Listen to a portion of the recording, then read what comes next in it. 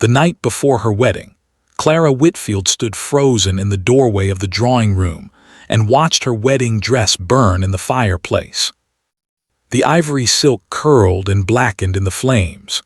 The tiny pearl buttons she had sewn on with her own hands, one by one, late into the night, popped and cracked in the heat like small bones breaking. Lady Henrietta did not even turn around. She stood by the fire with a glass of wine in her hand, watching the dress die, and she simply said, "Now we shall see what you truly are, a seamstress with no family, no name, and now no dress."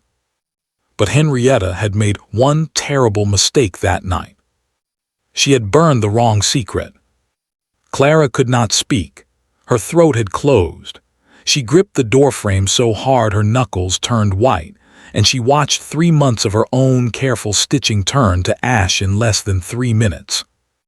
"You have nothing to say," Henrietta finally turned. She was beautiful in the cold way that ice on a window is beautiful. No tears, no begging. How disappointing. "Why?" Clara's voice came out as a whisper.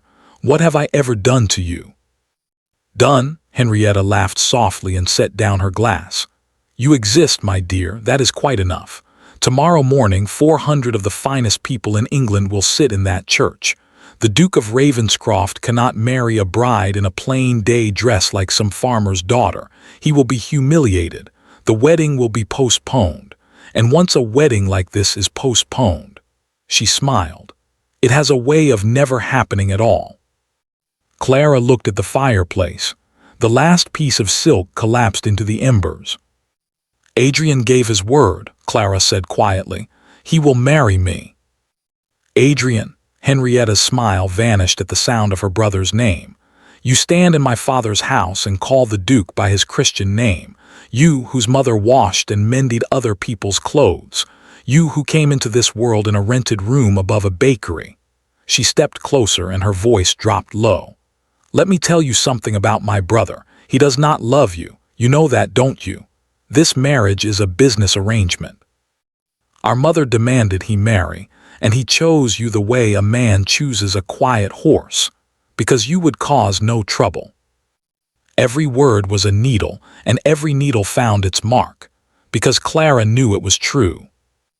The Duke of Ravenscroft had proposed to her in this very drawing room 4 months ago, standing exactly where his sister stood now. He had not knelt. He had not taken her hand. He had stood by the window with his hands behind his back and said, "Miss Whitfield, I require a wife. You require security. I believe we can be of use to one another. I am offering you my name, not my heart. I want that understood from the beginning." And Clara, who was 26 years old, who had buried her mother 2 winters ago, who sewed dresses for wealthy ladies until her fingers bled and still could barely pay for coal, Clara had said yes. She was not ashamed of it. Poverty is a very patient teacher, and its first lesson is that pride does not keep you warm in January. "Go to bed, Miss Whitfield," Henrietta said, turning back to the fire. "Tomorrow you may explain to my brother why you have nothing to wear, or better yet, save us all the embarrassment. There is a mail coach that passes through the village at 6 in the morning. Be on it." Clara walked out of the drawing room with her back straight and her head high, because her mother had taught her that a woman's dignity is the one dress that cannot be taken from her. But when she reached her room at the end of the long east corridor and closed the door and sat down on the edge of the bed, then, and only then, did her hands begin to shake. There was no time to sew another gown. There was no money to buy one. Every shop in the village would be closed until morning, and even if they were open, no shop in the village sold wedding dresses fit for a duchess. Henrietta had chosen her moment perfectly. That was the thing about cruelty in great houses, Clara thought. It was never wild. It was always carefully measured, like medicine or poison. She looked at the small clock on the mantel, 11:30.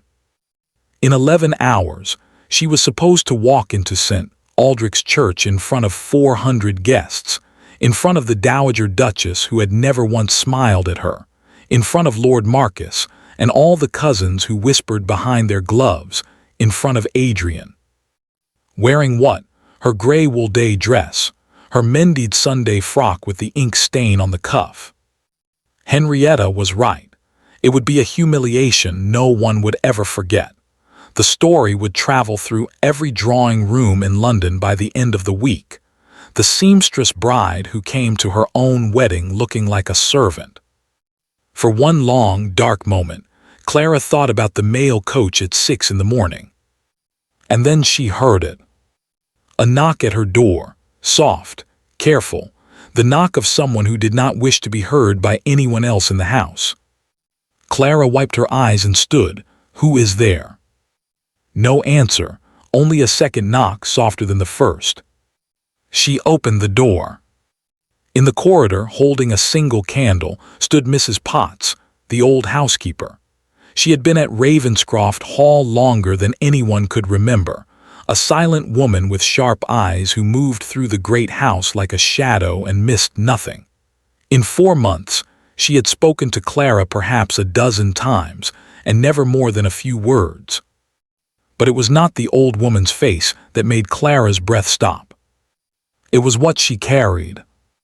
Mrs. Potts was holding a wooden trunk, old and travel-worn, its leather straps cracked with age, its brass lock dark with years. She held it against her chest the way a woman holds something precious, or something dangerous. Mrs. Potts, it is nearly midnight. What? I saw the fire in the drawing room, my lady, the old woman said quietly. I saw what she did. I stood in the servants' passage and I watched that dress burn, and I said to myself, Martha, the night has finally come. I don't understand. Mrs. Potts stepped past her into the room, set the trunk down on the floor, and straightened up slowly, one hand pressed to her back. Then she looked at Clara, and there was something in her eyes that Clara had never seen there before. Fear, and underneath the fear, something that looked almost like joy. 30 years, Mrs. Potts said. 30 years I have kept this trunk hidden and waited for the right night to give it to you.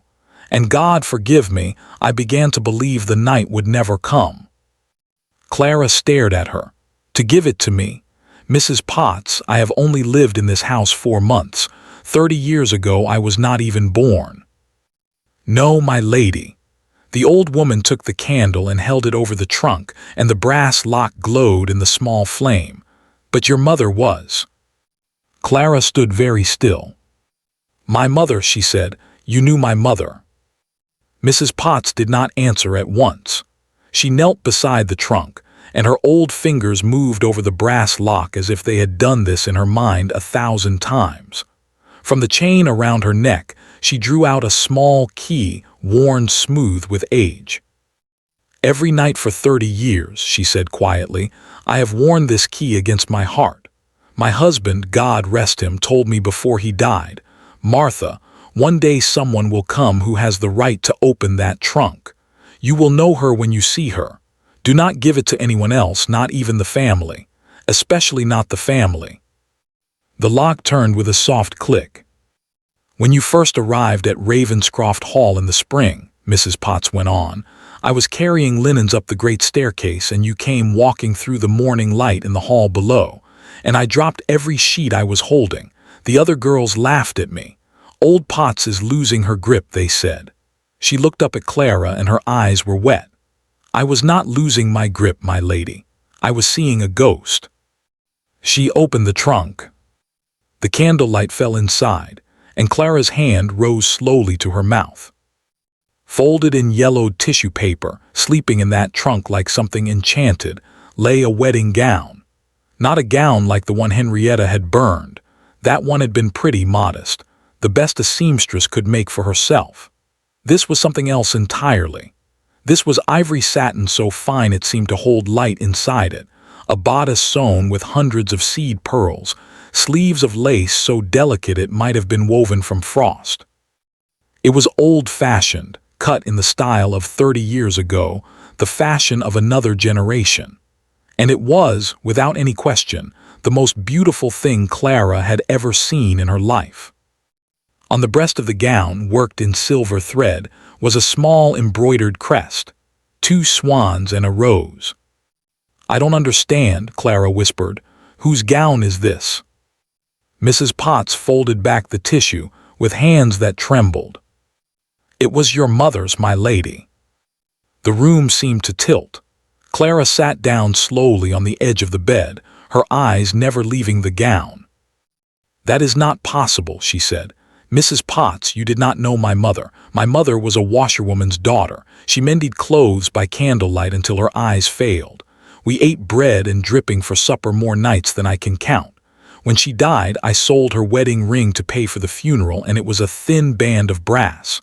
Her voice cracked. "My mother never owned anything like this. Women like my mother do not own things like this. They sew them for other women." "And what was your mother's name, my lady?" Mrs. Potts asked softly. "Rose Whitfield." The old woman closed her eyes for a moment, as if the name itself were a church bell ringing across 30 years. "Rose," she repeated. "Yes, that is what she chose to call herself then, plain and small and easy to overlook, a clever choice." She looked up. "Tell me, did your mother ever speak of her life before you were born, her own family, where she came from?" Clara's mouth went dry because the truth was no, never. As a girl she had asked the way all children ask about grandmothers and grandfathers, and her mother's face would close like a door. "That is finished, Clara. We look forward, never back." And once, only once, when Clara was perhaps 10 years old, a fine carriage had stopped in their narrow street, and her mother had pulled her into a doorway with such force that it bruised her arm and held her there hidden until the carriage passed. Her mother's heart had been beating so hard that Clara could hear it. She had been a child. Children accept the world as it is given to them. "Who was she?" Clara asked now, and her voice did not sound like her own. "Mrs. Potts, who was my mother." The old woman rose stiffly to her feet and smoothed her apron, and for a moment Clara saw a struggle move across her face. 30 years of silence wrestling against this single night. "It is not my place to tell you all of it," she said at last.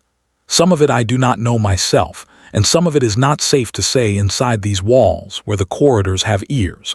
But I will tell you this much, because you must understand what you are putting on your back tomorrow morning." She laid one hand gently on the satin. "This gown was made for a wedding that was to take place in St. Aldrich's Church, 30 years ago this very summer, the same church where you will stand tomorrow. 400 guests were invited then, too. The flowers were ordered, the bells were ready, and the bride vanished the night before the wedding and was never seen in this county again." A cold finger traced its way down Clara's spine. "The night before the wedding," she repeated. "Yes, my lady." The same as Clara looked at the door in the direction of the drawing room, where the ashes of her own gown were still warm in the grate. "Mrs. Potts, what happened to her? Why did she run?"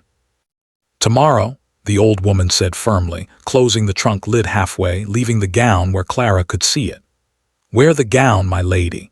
It will fit you. I would stake my life on it, for you are her very image. Walk into that church with your head high, the way she was never allowed to. And when you do, everything will become clear. There are people who will be sitting in those pews tomorrow who will understand the moment they see you. 30 years of lies will crack open in a single morning." She picked up her candle. "And my lady, say nothing of this to anyone tonight. Not to the Duke. Not to a living soul. There are people in this house who would see that gown burn too if they knew it existed. One of them already tried tonight without even knowing what she was truly doing."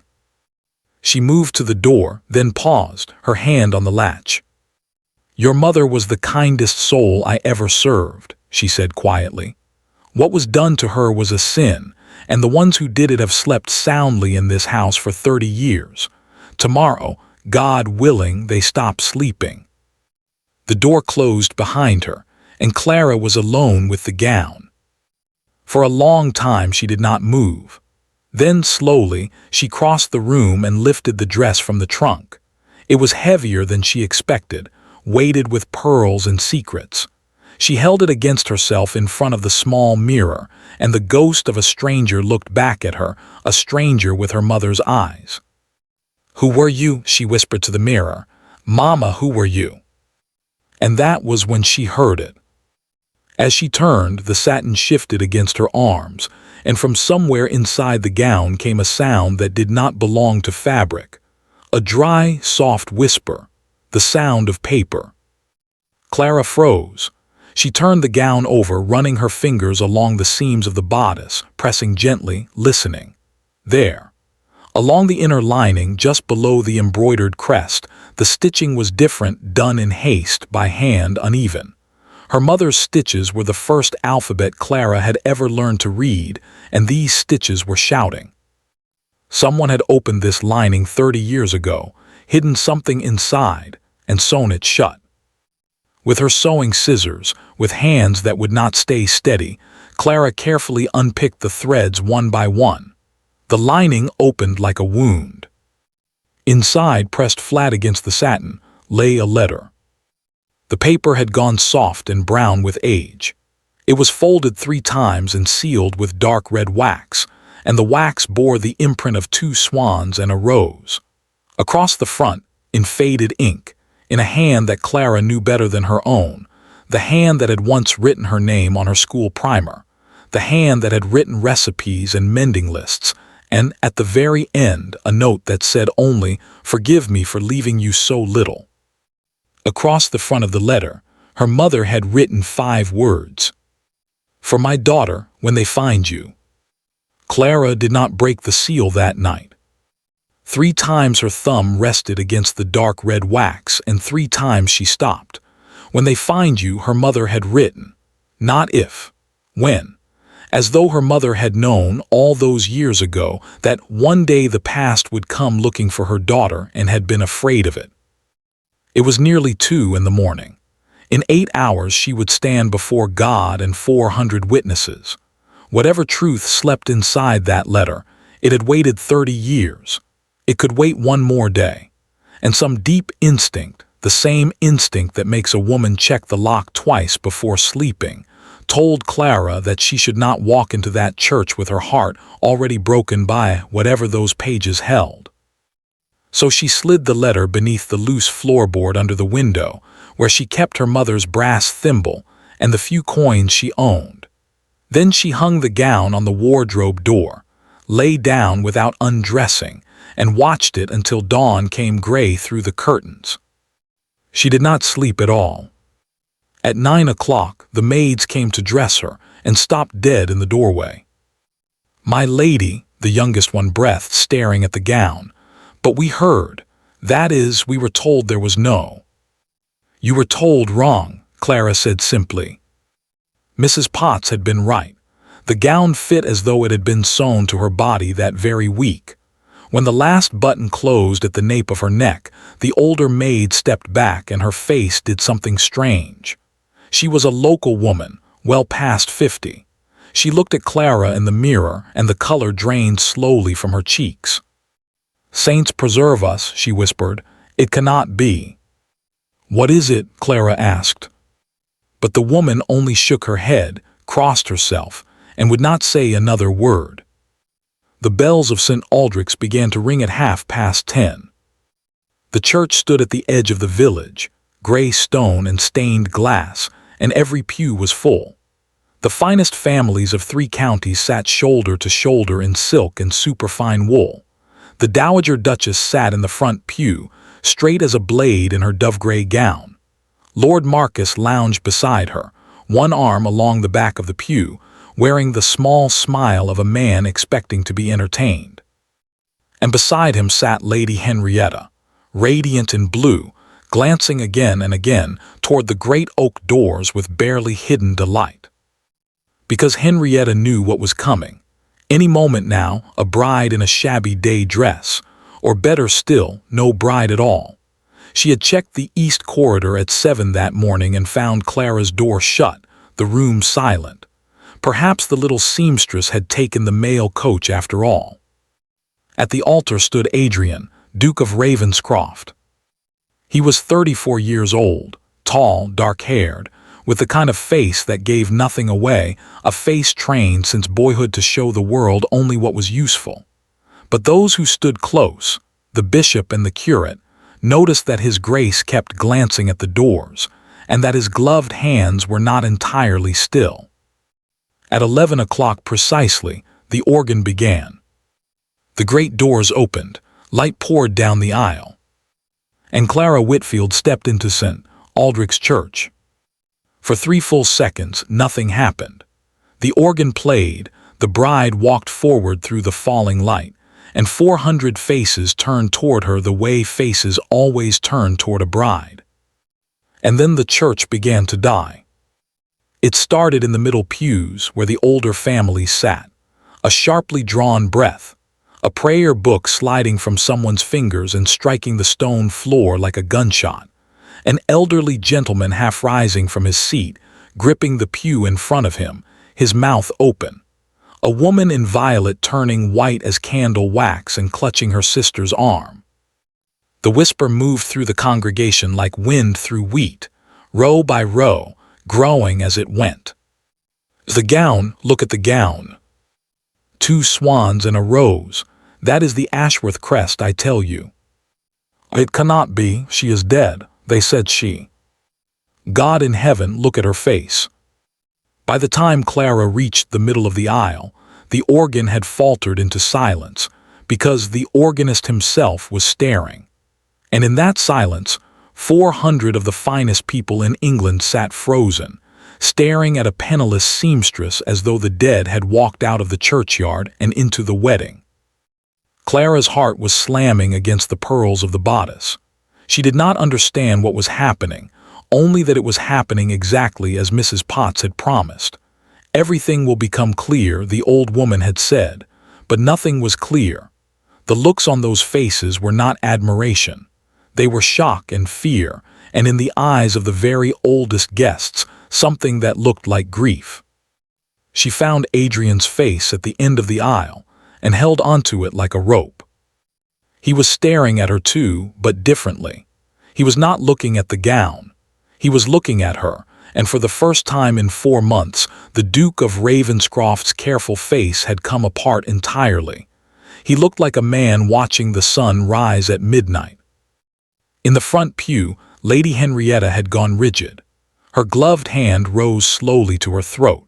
Her lips formed a single word, soundless, how. Beside her, Lord Marcus was no longer smiling. He had leaned forward, his eyes narrowed at the silver crest on the bodice, and then his gaze snapped toward Henrietta with an expression of cold fury, the look of one conspirator who believes the other has ruined everything. And then the Dowager Duchess stood up.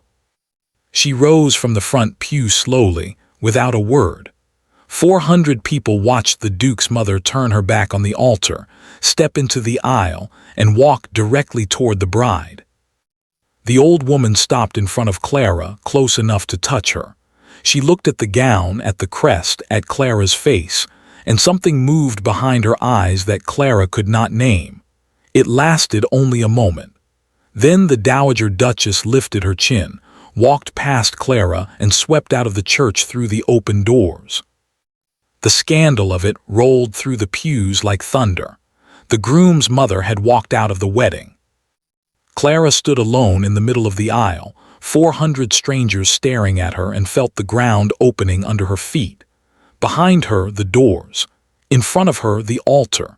Henrietta had half turned in her pew, and though her face was white, her eyes had begun to gleam again, because a wedding could not survive this. No wedding could survive this. And then at the altar, Adrian moved. He came down the chancel steps, walked the length of that endless aisle through the whispering and the staring, and stopped before Clara. He looked at her, only at her, as though the 400 did not exist. Then the Duke of Ravenscroft did something no one in that church had ever seen him do. He bowed to her deeply and held out his hand. "You came," he said quietly, "the rest is noise." He led her to the altar. His voice, when he told the bishop to proceed, allowed no argument. And so, in a church so silent that the candle flames could be heard, With his mother's empty seat gaping in the front pew like a missing tooth, Adrian and Clara were married. When the register was signed and the bells finally rang, the guests spilled out into the churchyard, and the whispering broke into open flood. Clara stood on the church steps in her mother's gown, her hand on her new husband's arm, dizzy with everything she did not understand. And that was when the Dowager Duchess appeared at her side. The old woman had not gone far. She had been waiting by the yew trees, and now she leaned close to Clara, so close that no one else on those crowded steps could hear, and her voice was low and rapid and shaking.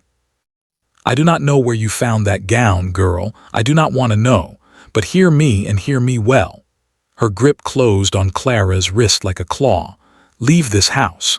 Take whatever he gives you and go far away, and do it quickly, because if you stay at Ravenscroft Hall—" Her eyes flicked just once toward the crowd on the steps, toward where Lord Marcus stood watching them both, very still, a glass of nothing in his hand and winter in his face.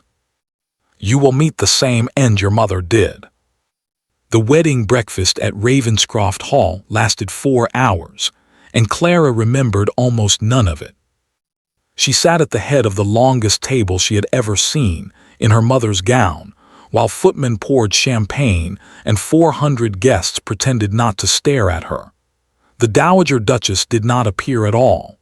Her empty chair stood at the family's end of the table like an accusation, and no one dared mention it. "You will meet the same end your mother did." The words circled in Clara's head all through the toasts and the music. The same end. But her mother had died in a rented room of a fever of the lungs, worn out at 50 by work and worry. That was what Clara had always believed. That was what she had watched happen, holding her mother's hand through that last long night. Unless the fever had only been the final page of a story that had begun 30 years earlier, in this house. Twice during the breakfast she caught Lord Marcus watching her down the length of the table. He raised his glass to her both times, smiling pleasantly, and both times the smile never came within a mile of his eyes. Henrietta, seated far from her, spoke to no one, ate nothing, and left before the cake was cut. It was past 9 in the evening before Clara could finally slip away to the east corridor. Her new rooms, the Duchess's rooms, were being prepared in the south wing, but her things had not yet been moved, and she told the maids she wished to collect something herself.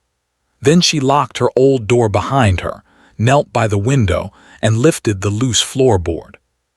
The letter lay where she had left it, 5 faded words waiting in the candlelight.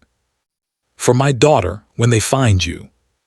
This time she did not hesitate. She broke the Swanendrose seal, unfolded 3 pages covered in close, hurried handwriting, and began to read the last words her mother had ever hidden from her. "My darling girl, if you are reading this, then the thing I prayed would never happen has happened. They have found you, or you have found them, which is the same thing. So you must now learn what I could never bring myself to tell you while I lived, because I was a coward, and because every time I looked at your face I saw a chance for you to live free of it all.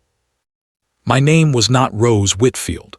I was born Rosalind Ashworth of Ashworth Park, and my father was a baron.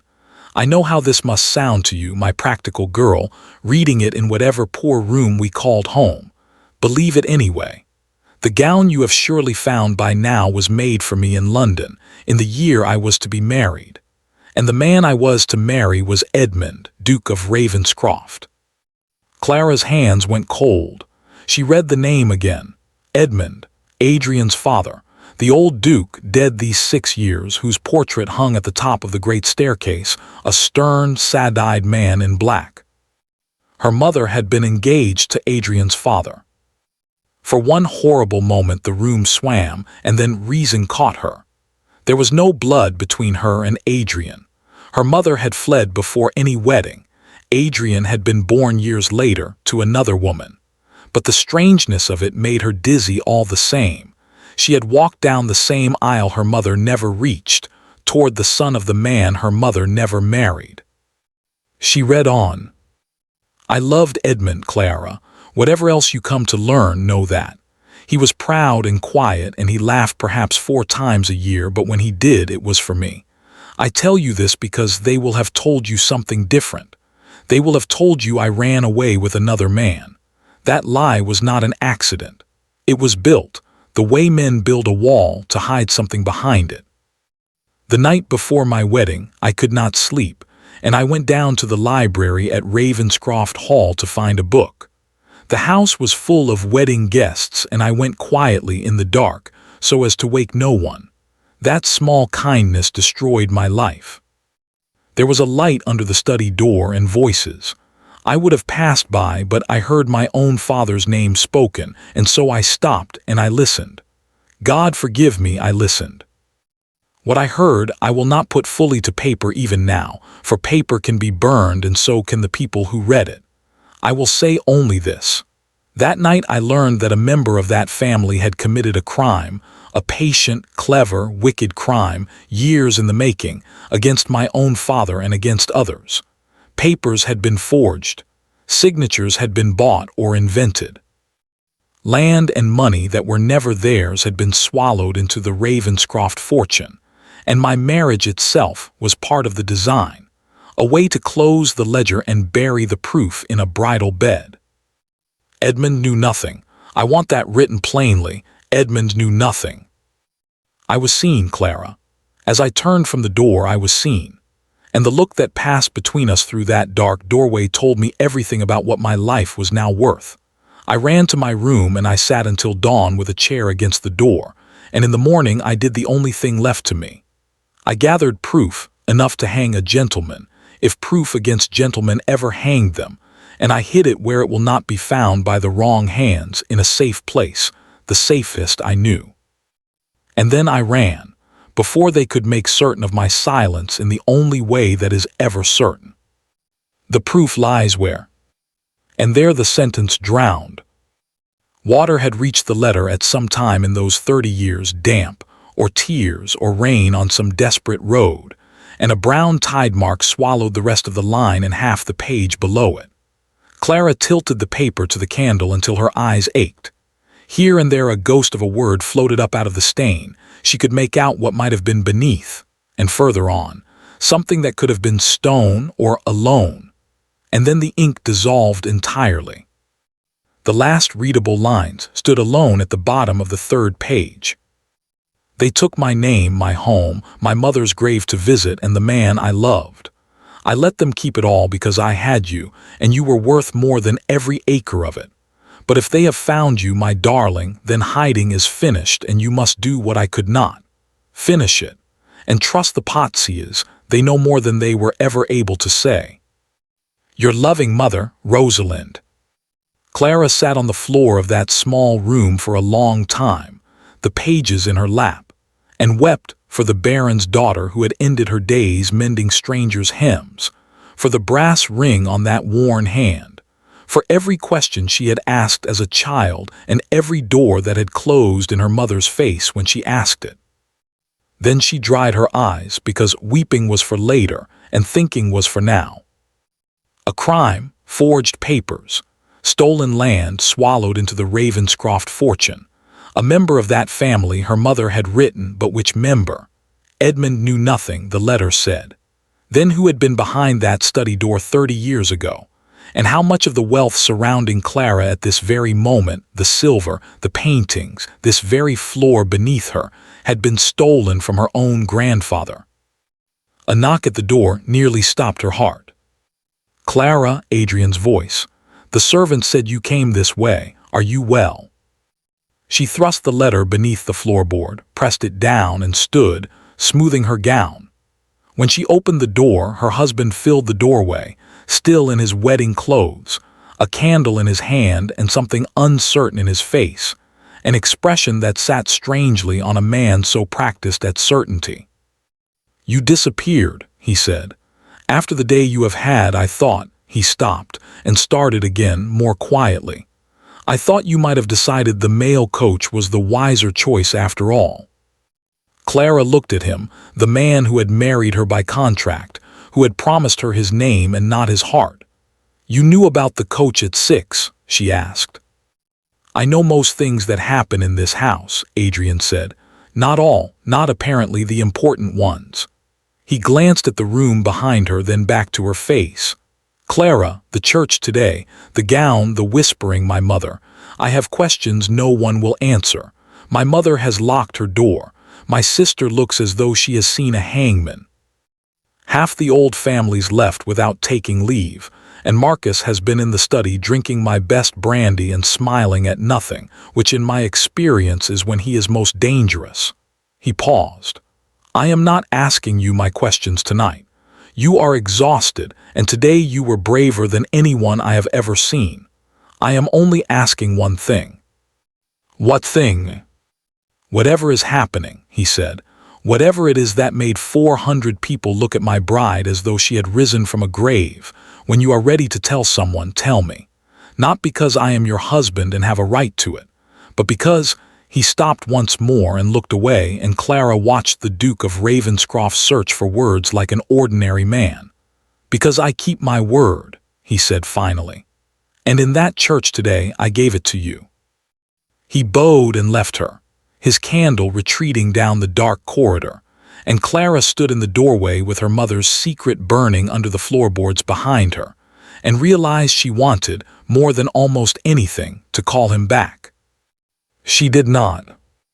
Instead, an hour later, unable to sleep and hollow with hunger, she took her own candle and went down the servants' stair toward the kitchens, the old habit of a woman who had never in her life rung a bell for food. That was when she heard the voices. They came from the small parlor off the gallery, through a door not quite closed, a man's voice and a woman's, low and fierce. Clara blew out her candle and stood in the dark, and she was her mother's daughter twice over because she stopped, and she listened. "Burned the dress myself, I watched it burn, so you tell me how she walked into that church wearing that." Henrietta, her voice stripped of all its drawing-room polish, thin with fear. "Because you burned a dress, you little fool," Marcus, cold and precise. "A dress the seamstress stitched herself. Sentimental rubbish, no harm to anyone. The Ashworth gown has been missing for 30 years. It was supposed to have gone with her, which means it never left this house. Which means someone in this house kept it and kept it for a reason and gave it to the girl last night of all nights." A pause, the clink of a decanter. "There was a trunk all those years ago. Papa turned the county upside down for it. He went to his grave certain it would surface one day. I need you to think, Henrietta. Who in this house is old enough and quiet enough to have kept a trunk for 30 years? Silence. Then Henrietta, barely audible. "You are frightening me, Marcus. You said this was finished. You swore to me the whole business was dead and buried, that I only had to keep the girl from ever being accepted, and the name would be safe. It was buried. Someone has taken up a shovel." Footsteps crossed the parlor, the floor creaked close to the door, and Clara pressed herself flat against the paneling, her heart striking her ribs like a fist. "Hear me, cousin. If that trunk held the gown, it may have held more than the gown. If the girl has found her mother's papers, if there is a letter, an account, anything in that woman's hand, then this goes far beyond your petty jealousies and your bonfires." His voice dropped so low that Clara had to strain for it, and what she heard turned her blood to ice water. Her mother came exactly this close once, and her mother had to be dealt with. If the daughter has the papers, then she is dealt with too, like her mother. And this time, cousin, there will be no coach waiting. Clara did not remember climbing the servants' stair. She remembered only reaching her room, turning the key with both hands because one alone shook too badly, and standing in the dark with her back against the door while Marcus's words repeated themselves in her head like a clock, striking the same wrong hour again and again. Her mother had to be dealt with. Not fled, not vanished, dealt with, as though a woman were a bill to be settled or a stain to be scrubbed out. And the coach, this time there will be no coach waiting. What coach? What had happened on that night 30 years ago that Marcus knew and she did not? There was one person left alive who could tell her. Clara waited until the house slept. Then, near 2 in the morning, she went down the back stairs to the housekeeper's small sitting room beside the kitchens and found a line of candlelight under the door. Mrs. Potts was awake. Somehow Clara had known she would be. The old woman opened the door before Clara could knock twice, looked at her face, and stood aside without a word. The little room smelled of beeswax and dried lavender. A pot of tea already stood on the table with 2 cups. "You heard something tonight," Mrs. Potts said. It was not a question. "I found the letter," Clara said, "in the lining of the gown, and an hour ago I stood outside the yellow parlor and listened to Lord Marcus tell Lady Henrietta that my mother had to be dealt with. Those were his words." Her voice cracked. "Mrs. Potts, you told me that in the church everything would become clear. Nothing is clear. I know my mother's name now, and I know she was robbed, and I know she ran. But I do not know from whom, and I do not know why my mother-in-law warns me from this house, and I do not know why a man I met 4 months ago speaks of me the way a farmer speaks of a fox in the hen yard. You said you waited 30 years. The waiting is over. Tell me the rest." Mrs. Potts looked at her for a long moment. Then she sat down heavily, poured the tea, and began to talk, and once she began, it was as though a dam 30 years thick had finally given way. "You must understand first how this family stood in those days," she said. "The old Duke, His Grace Edmund, your husband's father, had a younger brother, Lord Godfrey. Lord Marcus is Godfrey's son. 2 brothers, and never were 2 men less alike. Edmund was proud and honest and dull as a wet Sunday, God rest him. Godfrey was charming. Charming the way ice is smooth, my lady, lovely to look at and made for falling on. What nobody knew, not even Edmund, was that Godfrey had been bleeding the estate for years. Cards, speculations, ventures in the city that swallowed money like the sea. And when his own share was gone, he began on money that was not his own.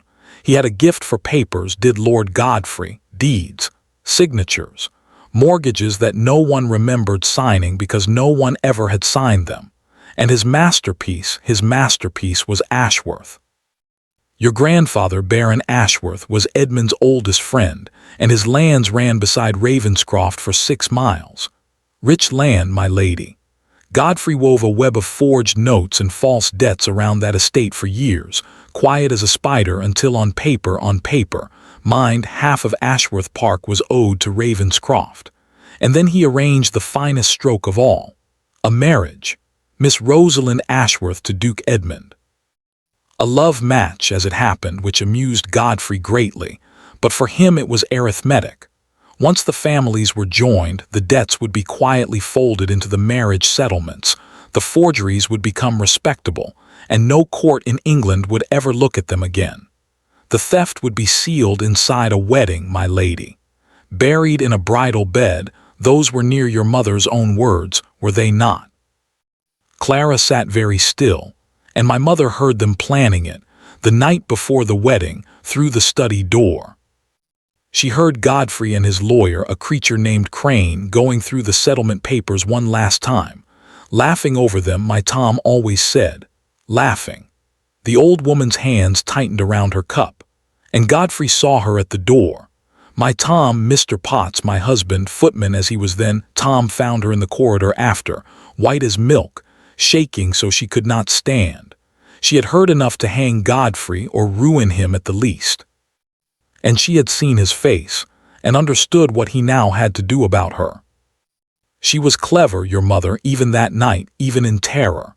Before dawn she gathered what proof she could lay hands on papers from that very study. Tom helped her to them, and I have prayed forgiveness for it every Sunday since and never once meant it, and she hid them. She would not tell Tom where. What you do not know, they cannot burn out of you, she told him. Then she asked him one favor more. The coach, Clara whispered. The coach, Mrs. Potts nodded slowly. Tom drove her out through the north gate an hour before sunrise in the mist and set her on the road at Millfield Crossroads, and that was the last any soul at Ravenscroft ever saw of Rosalind Ashworth. By nightfall, Godfrey's tale was in every mouth in the county. She had run off with a half-pay officer, they said. A secret lover, letters discovered, shame, disgrace. There was no officer, my lady. There were no letters. But a lie with a uniform, on it gallops faster than the truth can walk. Your grandfather never recovered. The false debts were called in within the year. Grief makes men careless, and Godfrey knew it, and Ashworth Park was swallowed whole. The Baron died 2 winters after, and the lands you can see this minute from your bedroom window, 6 miles of them, came into Ravenscroft. Stolen, my lady, every hedge and every stone of it. Half the fortune that dressed the guests at your wedding breakfast today was cut from your own family's back. The candle guttered. Somewhere above them, the great house lay sleeping on its stolen foundations. And Duke Edmund, Clara asked at last very quietly, he believed the lie. He believed it because the other thing was past believing, that she would leave him willingly. He could just credit. That his own brother was a forger, and worse, he could not. He waited a year for a letter that never came, then married where his mother directed him, and I served in this house 40 years, my lady, and I never once heard that man laugh. She looked up. Godfrey died 8 years back, easy in his bed, which tells you all you need of Providence's timekeeping, but he told his son. Marcus has known the whole of it since he came of age, knew that if ever a scrap of Rosalind's proof surfaced, the forgeries could be unpicked, the Ashworth title to those lands could rise from the dead, and everything his father built for him falls. He is not defending the family honor, my lady. He is defending 6 miles of land and the money that came off it. Men have been dealt with, as he puts it, for far less. And Henrietta. Lady Henrietta learned it from Marcus. 3 or 4 years past, he needed eyes inside this house, and he baited the hook with the family name. She is not wicked, that one, whatever she did to your poor dress. She is frightened. Frightened that the Ravenscroft name goes down in the mud with Godfrey's, and her marriage prospects and her whole world with it. Fear does cruelties work cheaper than wickedness ever could. Clara rose and walked to the small window. Dawn was still hours away. The glass showed her nothing but her own reflection by candlelight, the pale face, the dark eyes. Her mother's face, her mother's eyes. And a thought that had been standing patiently at the back of her mind all evening finally stepped forward and turned her cold. Mrs. Potts, she said slowly, not turning around. In the church today, those old families, they knew the gown, yes, the crest, the story, but that is not why the woman in violet nearly fainted. That is not why the old maid crossed herself this morning. She touched her own reflection in the dark glass. They were not looking at the dress. They were looking at my face. I am her image. You said so yourself. You dropped the linens on the stairs the first morning you saw me. She turned around. I came to this house 4 months ago, Mrs. Potts. 4 months. My face has sat at that dinner table every evening since the spring. Her voice dropped to a whisper. The Dowager Duchess was a young woman in this county 30 years ago. She would have known Rosalind Ashworth by sight. Every soul of her rank did.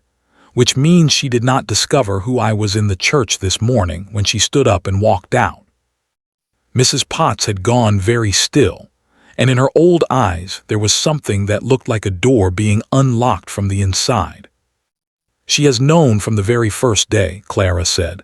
She looked at my face the first evening Adrian brought me into that drawing room, and she knew exactly whose daughter had walked into her house, and she said nothing. For 4 whole months she said nothing to anyone. Clara's heart was beating hard now. Why? Whose side is she on? The old housekeeper looked down into her cold tea for a long moment. That, my lady, she said at last, is the one question in this house I have never been able to answer. Her Grace has kept her own counsel for 30 years, but I will tell you one thing, and you may make of it what you can. The morning after your mother vanished, before Godfrey's lie had even been told, I found the Dowager, Miss Charlotte as she was then, only a guest for the wedding. She raised her eyes. Standing at the north gate in the mist, my lady, at the north gate. Looking down the empty Millfield Road, and she was crying. The days that followed were, To Clara's enormous surprise, the happiest of her life. She had expected the marriage to settle into what it was on paper, a contract, two strangers under one roof, a duke who kept his half of the bargain and no more. Instead, something quite different began to happen, quietly, the way spring happens. It began with the library. Adrian found her there on the third morning, on a stepladder in a plain gray dress, mending the torn spine of a book with a needle and thread. "You know," he said from the doorway, "there are men in London who do that professionally." "There are men in London who charge a guinea to do it badly," Clara said, without looking round. "Hand me the linen thread, would you? Not the white, the brown." There was a pause. Then, to her astonishment, the Duke of Ravenscroft crossed the room, found the brown thread, and handed it up to her. And then, having nothing else to do, he sat down on the arm of a chair and watched her work for the better part of an hour. After that he came every morning. He was not, she discovered, a cold man. He was a guarded one, which is a different animal entirely. Cold men have nothing inside. Guarded men have too much. He had been sent to school at 7, and had learned before he was 10 that a Ravenscroft did not weep, complain, or want. It had taken him 20 years to build the face he wore to the world, and it took Clara about a fortnight to find the door in it, largely because she had never been taught to be frightened of dukes and did not think to start now. "My father was the loneliest man I ever knew," Adrian told her one evening in the small parlor when the candles had burned low.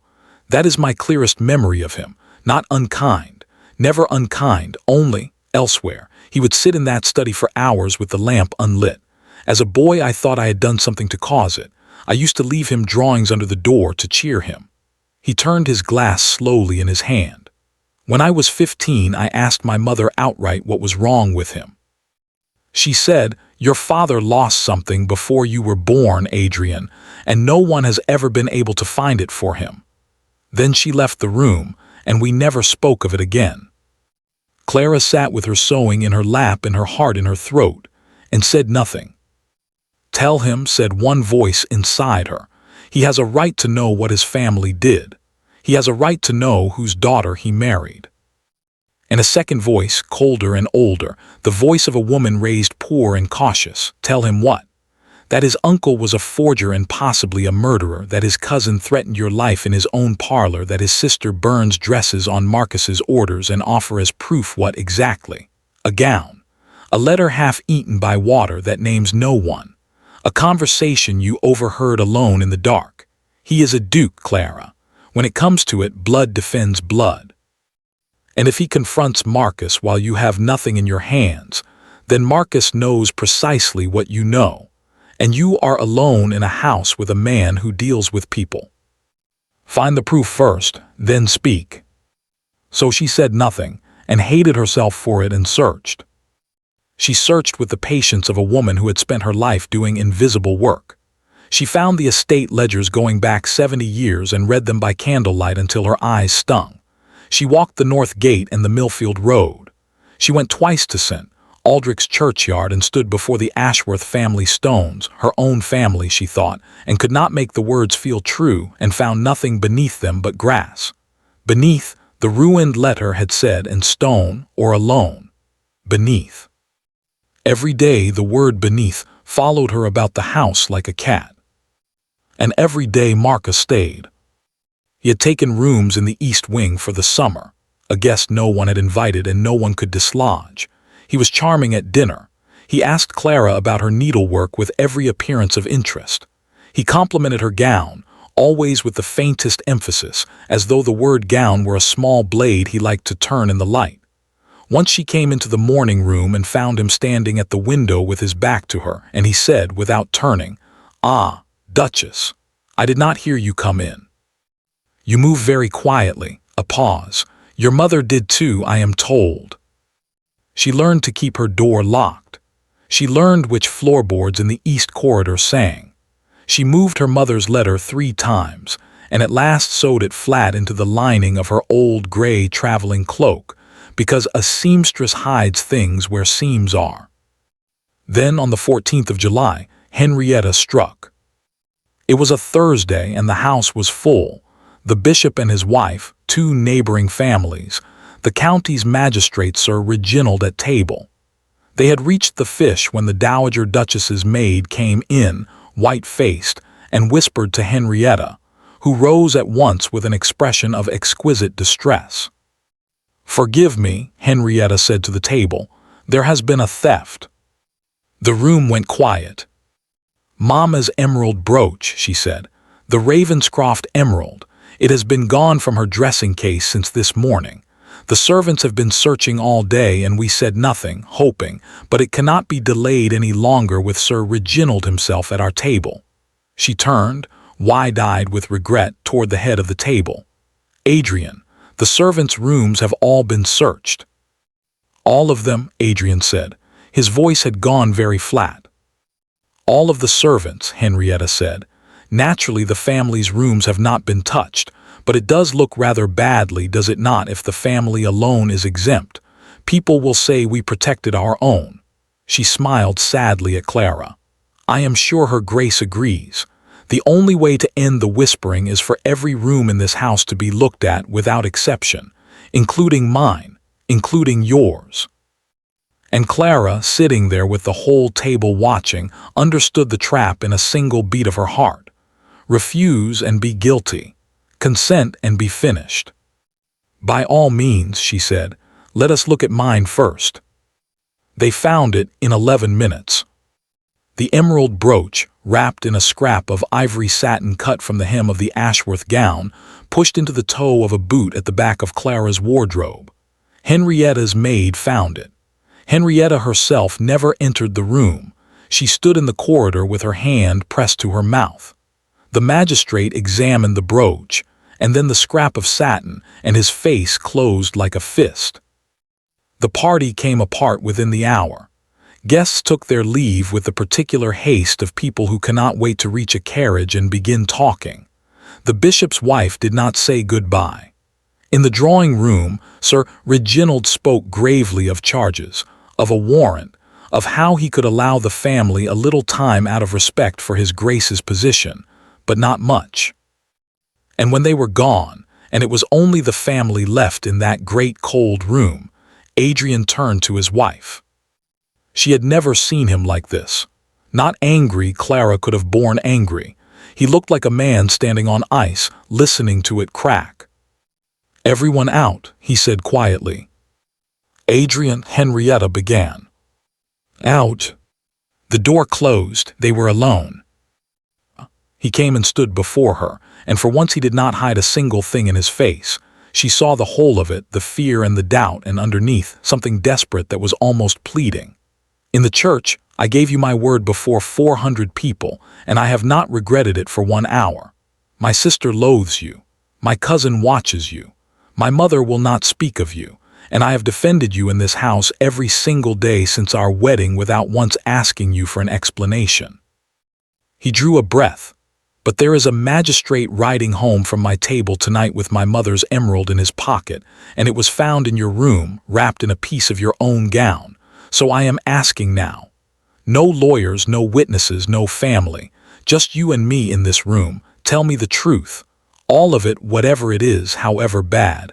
I do not care what it costs. I will stand in front of it with you if you will only tell me." And there it was, the thing she had wanted since the day she read that letter, the door standing wide open. Clara opened her mouth to tell him everything. "Adrian, there is something I have kept from you. My mother's name was not Whitfield. Her letter," she stopped, and her whole body went cold. "I can show you. I have proof in my room, her letter in her own hand. Let me fetch it." She ran. She ran up the great staircase in her dinner gown, along the east corridor, into her old dressing room where the gray traveling cloak hung on its peg behind the door. Her fingers found the hem. Her fingers found the seam. Her fingers found nothing. The stitches had been picked out. The lining hung open like a mouth.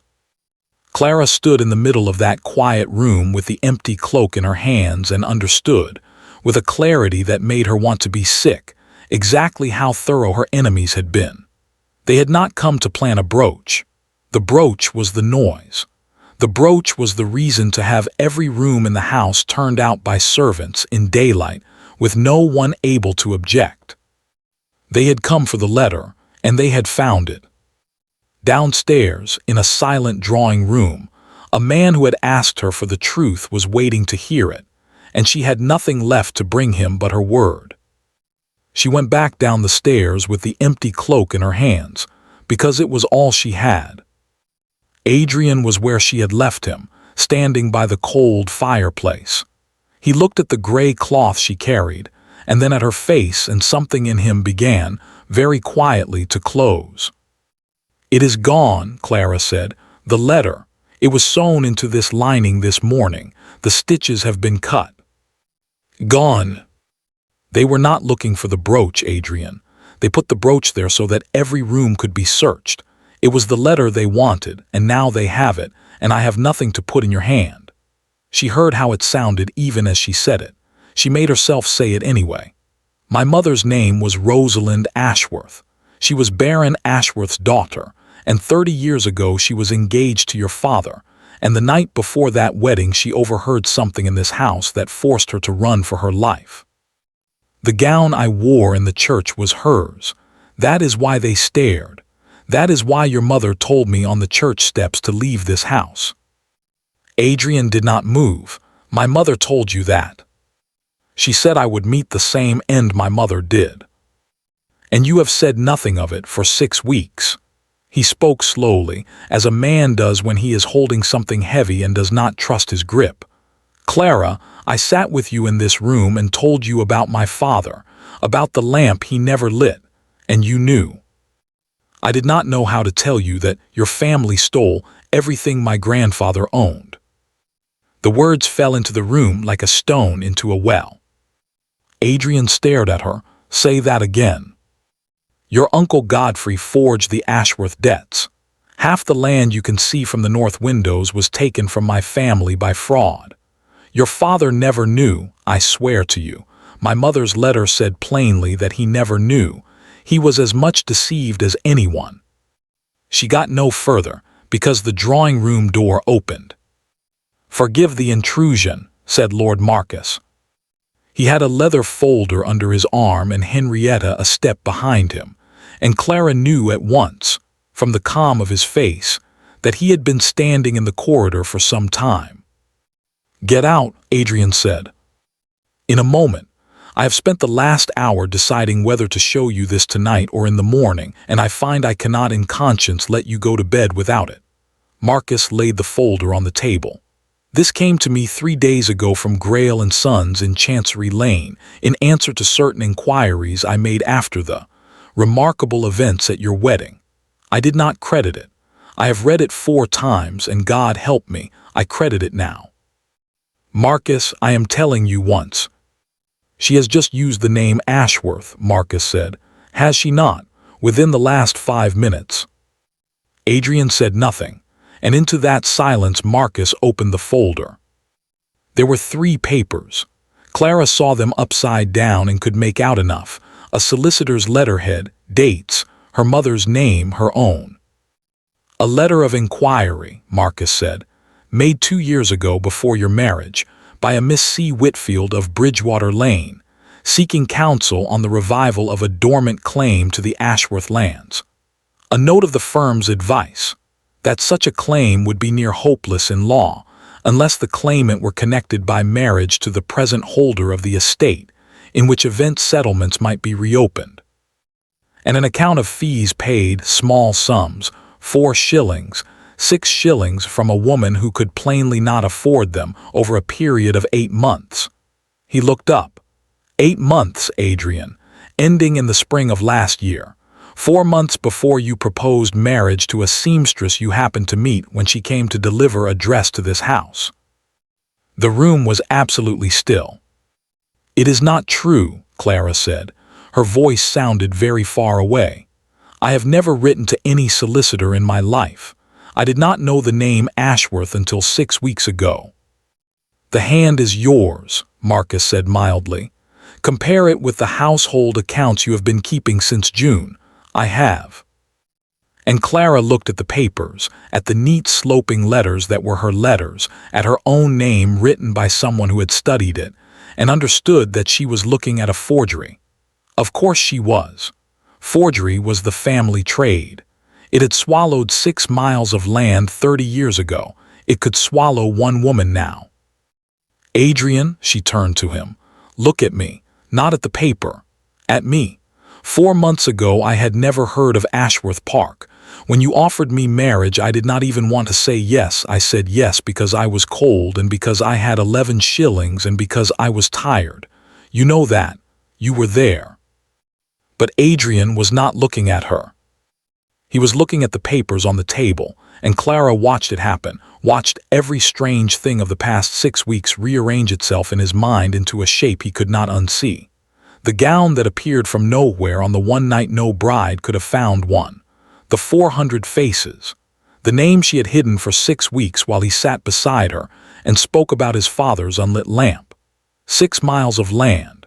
A claim that could only live if the claimant married the estate. "You knew before the church," he said quietly, "that the gown would do what it did." "I knew it had been my mother's. I did not know what it would." "You wore it anyway, into my family's church, in front of 400 people." "Because your sister burned mine," Clara cried. "Because I had nothing else in this world to walk down that aisle in. Adrian, ask Mrs. Potts. She brought me the trunk at midnight. She has kept it 30 years. "A servant," Marcus said gently, "to no one in particular. How very fortunate that the only witness to all of this is a housekeeper of 70 who owes her bread to this house." And there it was, the last door closing. Clara looked at her husband and saw, at last, that he was not enraged. That would have been survivable. He was ashamed of himself for having believed her, and that is a wound that shuts a man's ears more completely than fury ever could. "I need you to leave this house tonight," Adrian said. "Adrian." "The magistrate has the brooch." His voice was perfectly level and perfectly dead. "If you are here in the morning there will be a warrant and I cannot stop it and I will not lie for it. The Dower Lodge at Millfield is empty. Take the carriage. Tomorrow my solicitors will begin proceedings and you will be provided for, properly provided for, whatever else is true. But you cannot sleep another night under this roof." "Do not do this," Clara said. "Adrian, please. If you send me out of this house tonight you are finishing something your uncle began 30 years ago. Do you not see it? The same house, the same road, the same lie." "Clara," he turned away from her toward the dark window, "go." She went upstairs and packed in 9 minutes because a woman who has been poor knows exactly how few things are hers. The gray cloak, 2 dresses, her mother's brass thimble, and the Ashworth gown, which she folded into the old trunk with hands that had gone strangely steady because Henrietta had appeared in the doorway. Henrietta did not gloat. That was the terrible thing. She stood in the doorway with her arms wrapped round herself and watched Clara fold the satin, and when she finally spoke her voice was almost frightened. "You should never have worn it," she said. "I burned your dress so that you would not marry him, only that. I did not want—" She stopped. "Go far away. Do you understand me? Not Millfield, far. Take his money and take a ship and do not ever write to this house again." Then she stepped back into the dark corridor and was gone. It had begun to rain. The carriage stood on the gravel with its lamps lit, and Clara came down the steps of Ravenscroft Hall alone at 1:30 in the morning, and no one came out to see her go. In one lighted upstairs window, a curtain moved, the dowager's window, and stayed drawn back for a long moment before it fell. She climbed in. The door shut. The wheels began to turn on the wet gravel, and Clara pressed her hand against the cold glass and looked back at the great black house with its 2 lit windows and thought, this is exactly what she saw. 30 years ago, on this drive in the dark, my mother looked back at this house through this same rain. The carriage turned out through the north gate. They had gone perhaps 100 yards down the Millfield Road when the horses checked, and slowed and stopped. A figure stood in the road in the rain, holding a lantern low.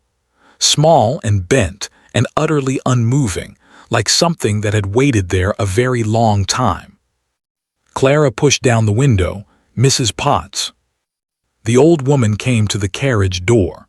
Her shawl was soaked through, and her white hair was plastered to her skull, and she did not waste a single breath on farewells. "I've been standing at this gate since 10 o'clock, she said, "praying it would be tonight and not a night too late." She pressed something into Clara's hand through the window, a small iron key, black with age, and a folded scrap of paper. "Do not go to Millfield, my lady. Do not go anywhere yet. My Tom told me one thing on his deathbed that I have never told a living soul, not even you, because until they drove you out of that house, I still hoped you might live quiet and safe and never need it." The lantern swung. The rain fell between them. "Your mother did not carry those papers away with her," Mrs. Potts said. "She had nowhere to carry them to. She hid them the same night, in the one place in this county that Godfrey Ravenscroft could not tear apart without the whole world asking why." Clara unfolded the wet scrap of paper. There was one line on it, in a shaking old hand. "Your mother hid the proof in the church, beneath the place where the gown belonged." "The church," Clara said, "St. Aldrich's." "Where else, my lady? A man may search every barn and hedge in the county and no one thinks twice. Let him take a crowbar to the house of God, and the bishop himself will want to know what he is looking for." Mrs. Potts gripped the carriage door. "Tom drove her to the crossroads before dawn, but they went by the church first. He waited outside with the horses a quarter of an hour, and he never asked, and she never told. That key was in her hand when she came out, and she gave it to him and said, 'Keep this for my daughter, if I ever have one.'" "Beneath the place where the gown belonged," Clara read again. "The altar. She should have stood at the altar in it." "I do not know, my lady. Tom did not know. That is every word I have." The old woman glanced back up the dark road toward the house and lowered her voice. "But go tonight. Now, this hour. By morning that magistrate has a warrant with your name on it, and once you are taken up for theft you will never come near that church again as a free woman. It is tonight or it is never." Clara looked at the key in her palm. Then she leaned out of the window. "Turn the carriage," she called to the driver. "Take me to St. Aldrich's." She sent the carriage on to Millfield afterward, with instructions to wait there and say she was sleeping. Better that no lamp stood outside the church at 2 in the morning. The rain had thinned to a fine drift. St. Aldrich's rose black against a sky with one ragged tear of moonlight in it, and the churchyard grass soaked her skirts to the knee. The great west door was locked. The little vestry door on the north side was not.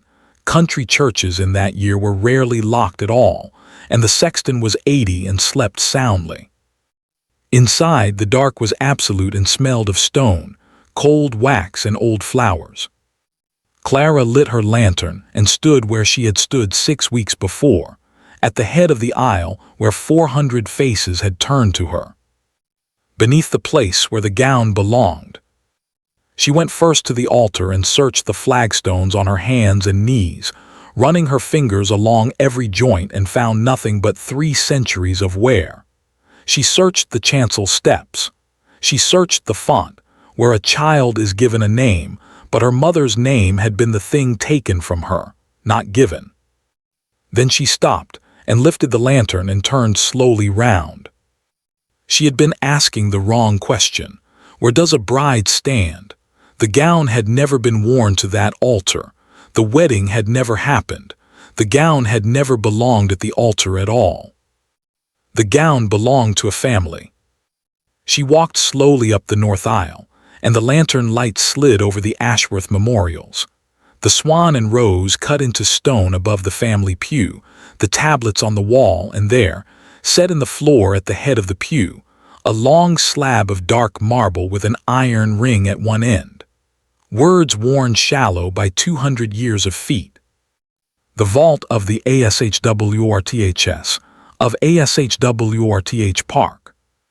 Beneath in her mother's own drowned handwriting, the word she had chased for 6 weeks, not beneath a stone in a field, beneath the only floor in England where a woman named Rosalind Ashworth still had a right to lie. The slab did not lift. Clara pulled at the ring until her hands were raw before she understood, and swung the lantern lower. At the head of the slab, half hidden by the paneling of the pew, a small iron door in the stonework, no bigger than a hymn book, with a keyhole rusted to the color of dried blood. The key turned with a shriek that went up into the roof beams and came back down again. Inside was a cavity in the stone, and in the cavity, wrapped in oilcloth and tied with tape, a bundle the size of a family Bible. Clara's hands shook so badly that she had to set the lantern on the pew. The oilcloth had done its work. 30 years underground, and the papers inside were dry and clean and cold. She turned them over one by one on the seat of the Ashworth pew and read them by lantern light, and forgot entirely to breathe. Deeds, the true Ashworth deeds, unencumbered in her grandfather's name. 4 promissory notes for very large sums, signed by Baron Ashworth in a hand that was not the same hand as the deeds, in ink that had aged differently from the paper. 2 blank sheets bearing nothing but the Baron's signature, practiced 11 times down the page, each one a little better than the last, in Godfrey Ravenscroft's writing. A letter from the solicitor Crane to Lord Godfrey, dated 3 weeks before the wedding, containing a sentence that Clara read 4 times. The settlement being executed, the notes may then be lodged with the estate papers, where in the ordinary course they will never again be examined. And at the bottom of the bundle, a small book bound in green cloth, her mother's diary. She should have run then. She knew it even as she opened it. But she was 26 years old and had buried a mother she had never truly known, and the handwriting on those pages was the handwriting that had once written her name on a school primer. She opened it at the last entry. Edmund will not believe it of his brother. No one will. I have no name but my father's, and it is already in G's mouth as a debtor's name. Tom will drive me at 4. I have hidden everything in the vault with my grandfather. God forgive me for using the dead so. If I am wrong to run, then I am wrong, but I saw G's face at the study door, and I have seen that face on men at the hunt when the fox is found. There is one soul in this house who has been kind. Charlotte came to my room tonight with £12, all she has of her own, and would not be thanked and would not be argued with.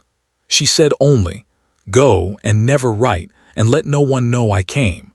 I do not know why she does it, and there is no time to ask. God keep her, and God keep Edmund, and God forgive me for what this will do to him. Clara sat back on the pew. Charlotte, Miss Charlotte as she was then.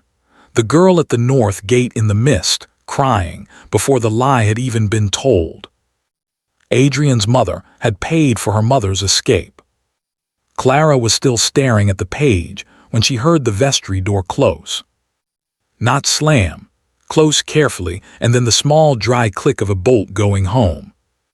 She was on her feet before she knew she had moved, the lantern flaring in her hand, and the light reached down the north aisle to where a man stood in the shadow of the pillar, brushing rain from his sleeves as though he had all the time in the world.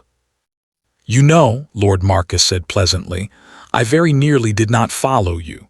Millfield, I thought. The girl will go to Millfield and cry into a pillow. And then I thought, no. The old woman was standing in the rain at the north gate at 10 o'clock, and old women do not stand in the rain for nothing." Clara's hand closed over the green diary. "She came exactly this far too, you know," Marcus said. He did not come closer. He walked slowly along the aisle, glancing up at the memorials as if visiting. "Your mother. 30 years ago my father searched every road, every inn, every port. It never once occurred to him to search a church, and it has never once occurred to me either in 11 years, and here you are." He stopped and looked at the open iron door in the stonework, and at the papers spread across the pew, and for the first time something entirely honest crossed his face, a flicker of pure admiration.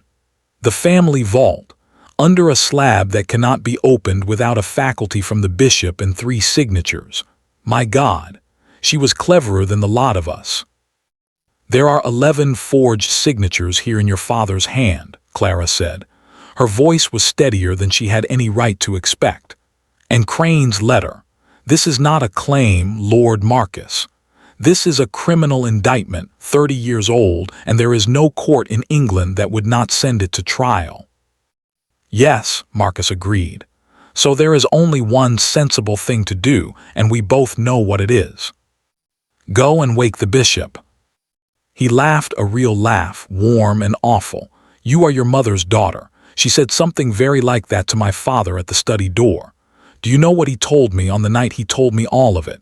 He said the mistake was hesitation.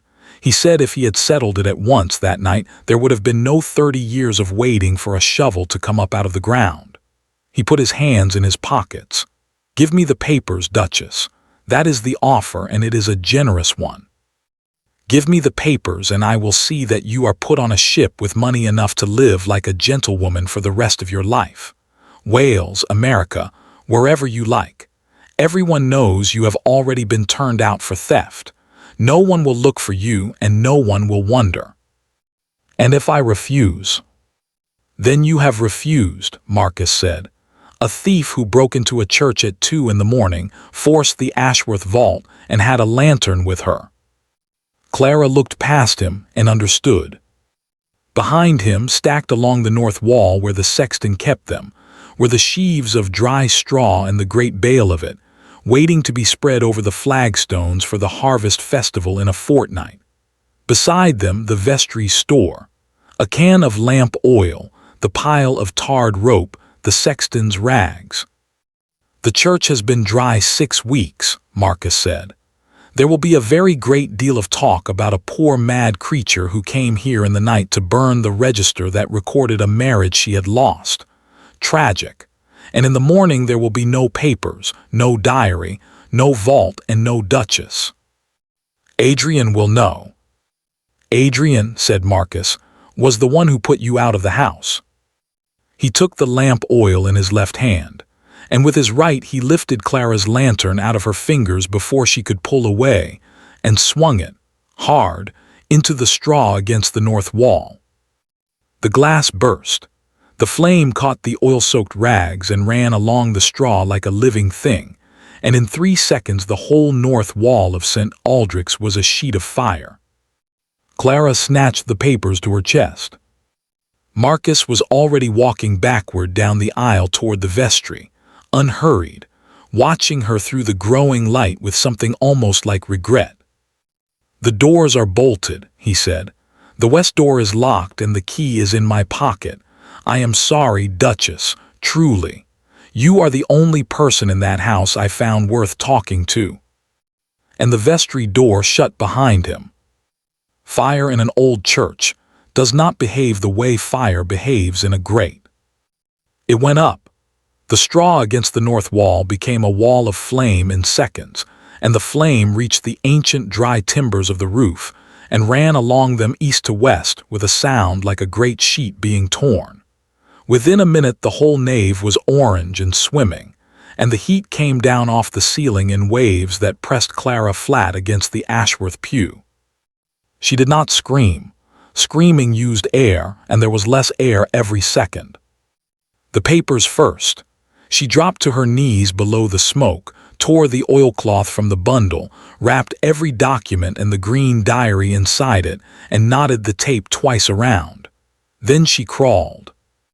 The vestry door, bolted from the outside and burning. The west door, locked, and the great iron ring would not turn. She dragged herself along the south wall through smoke that scoured her throat raw and reached the low door to the bell tower, and it opened, and there was nothing inside but a stone stair going up into a chimney of smoke. Up was death, and she knew it. Above her, something in the roof gave way, and a burning beam came down across the nave and smashed the pews to splinters 20 feet from where she lay. The windows. The great east window was 30 feet up, but in the south aisle, low, above the family pews, there were 3 small lancet windows of plain leaded glass, and beneath the middle one stood the stone tomb of some crusading Ashworth, chest high. Clara climbed it. She tied the oilcloth bundle to her wrist with the tape, dragged herself onto the knight's stone shoulders, and beat at the window with the brass altar candlestick she had swept up off the floor. The leadwork bent. The glass went out into the night in pieces, and cold, wet air came in against her face, and the fire behind her, given a new mouth to breathe through, roared and leapt toward the opening. The gap was perhaps 18 inches wide. She went through it head first, tearing her shoulder and her hip, and the whole length of her arm on the lead and the glass, and fell 8 feet onto wet churchyard grass with the bundle still knotted to her wrist and her hair on fire. She rolled in the grass until it went out. Then she lay on her back in the rain, in front of her grandfather's tombstone, and breathed, and was sick and breathed. That was where the light found her. Not firelight. Carriage lamps, swinging wildly, coming up the churchyard path at a dead run, and men shouting, and the parish fire-hook cart rattling behind, and above all of it one voice she knew, roaring her name across the graves. Adrian reached her and went down on his knees in the mud, and could not, for a moment, say anything at all. He had come because of his mother. 4 hours earlier, in the drawing-room at Ravenscroft Hall, the Dowager Duchess had walked in without knocking and put her hand flat on the leather folder on the table and said, "Adrian, look at the seal." He had looked. Grail and Sons of Chancery Lane, the firm his father had used for 40 years, the firm whose seal Adrian himself had broken on 100 letters since he was 28 years old. A greyhound couchant, facing left. The seal on Marcus's folder faced right. Within the hour he had Mrs. Potts in that room, and the old woman, seeing the fire lit at last, had told him everything. The trunk, the key, Tom, the north gate, the road, the church. And then the Dowager Duchess, 71 years old, had sat down in her dead husband's chair and told her son the rest of it. All of it. 30 years of it. They had ridden for the church, and seen the light in the sky from a mile off. "The papers," Clara said hoarsely when she could speak. She lifted the wrist with the bundle knotted to it. "Adrian, the papers, his father's hand, 11 signatures, Crane's letter and my mother's diary, it is all." "I know," he said. I know." He was pulling off his coat and putting it round her, and his hands were not steady at all. "Clara, listen to me. There is nothing you can say tonight that I will not believe. The folder was forged. The seal was wrong. My mother saw it in 4 seconds, and I had held it in my hands for an hour." His voice broke. "I put you out of my house, on that road, in the rain." "Yes," Clara said, "you did." "I know." "Where is he?" she said. Marcus had not run far. He had come round the east end of the church to be sure of the doors, and had been standing in the churchyard, watching the roof burn when the carriages came up the lane. And by then, his own way out was through 50 men with fire hooks and buckets. He had made one attempt at the low wall by the yew trees. At the moment, the tower's leaded roof gave way. A mass of burning timber and molten lead came down across the north transept and out over the wall, and Marcus went down under the edge of it with his right leg and shoulder pinned. They dragged him out alive.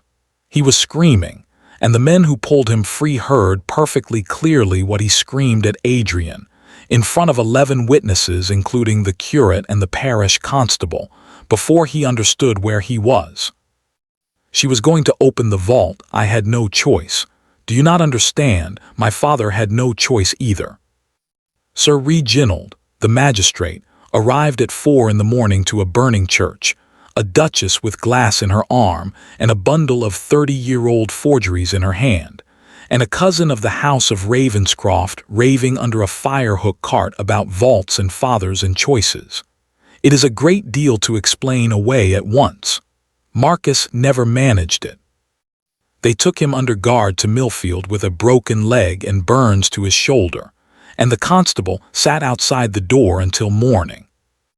The roof of St. Aldrich's fell in at 4:30. The stone walls stood. The Ashworth vault, under its 200-year slab, was untouched.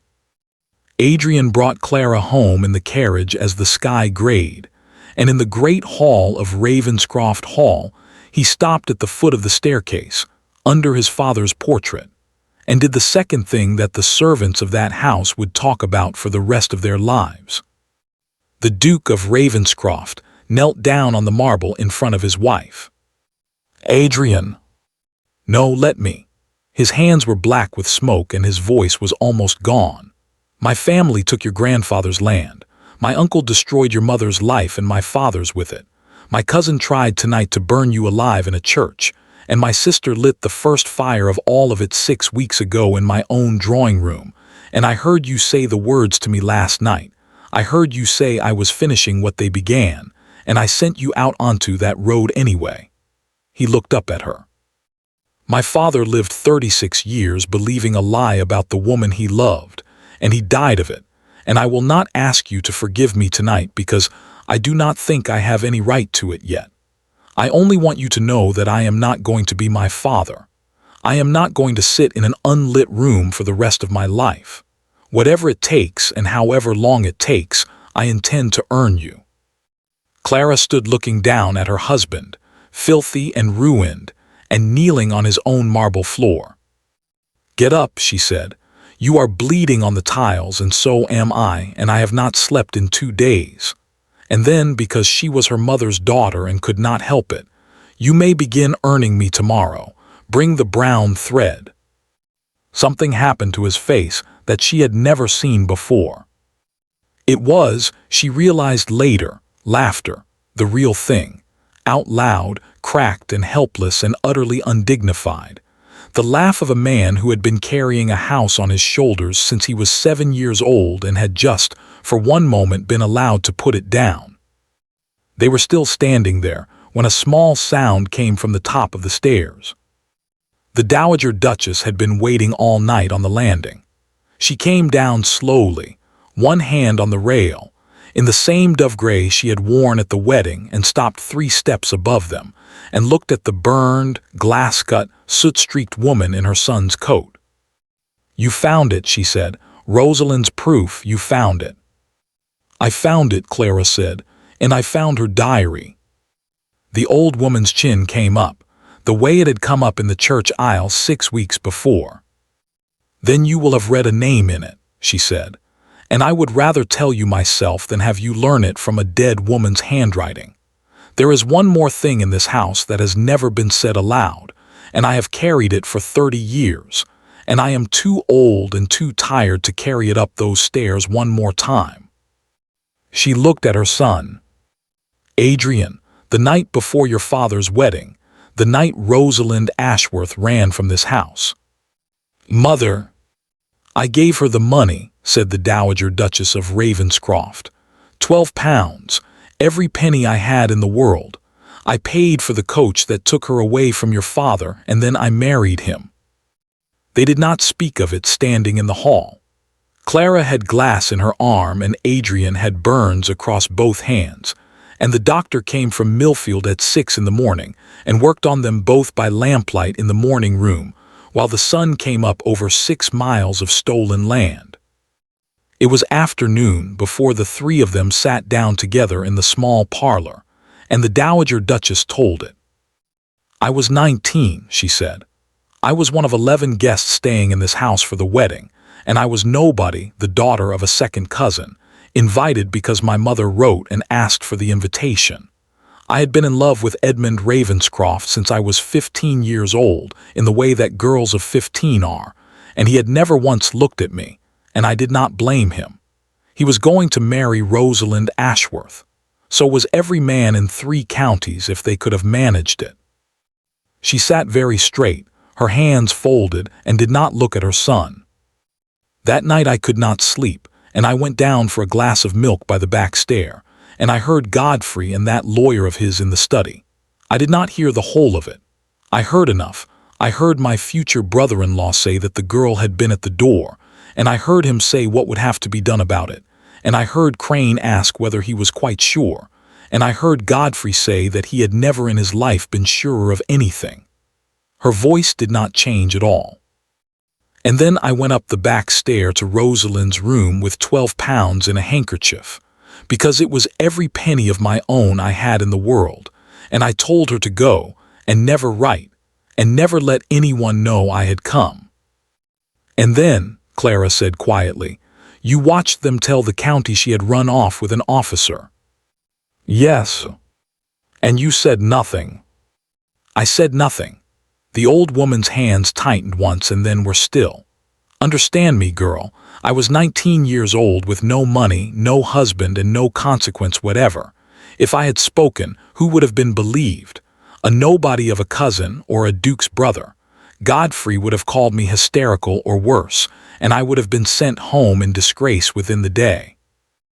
And I told myself, and this is the part I have never been able to put down in 30 years, I told myself that Rosalind was safe, and that speaking could not bring her back, and that Edmund would need someone.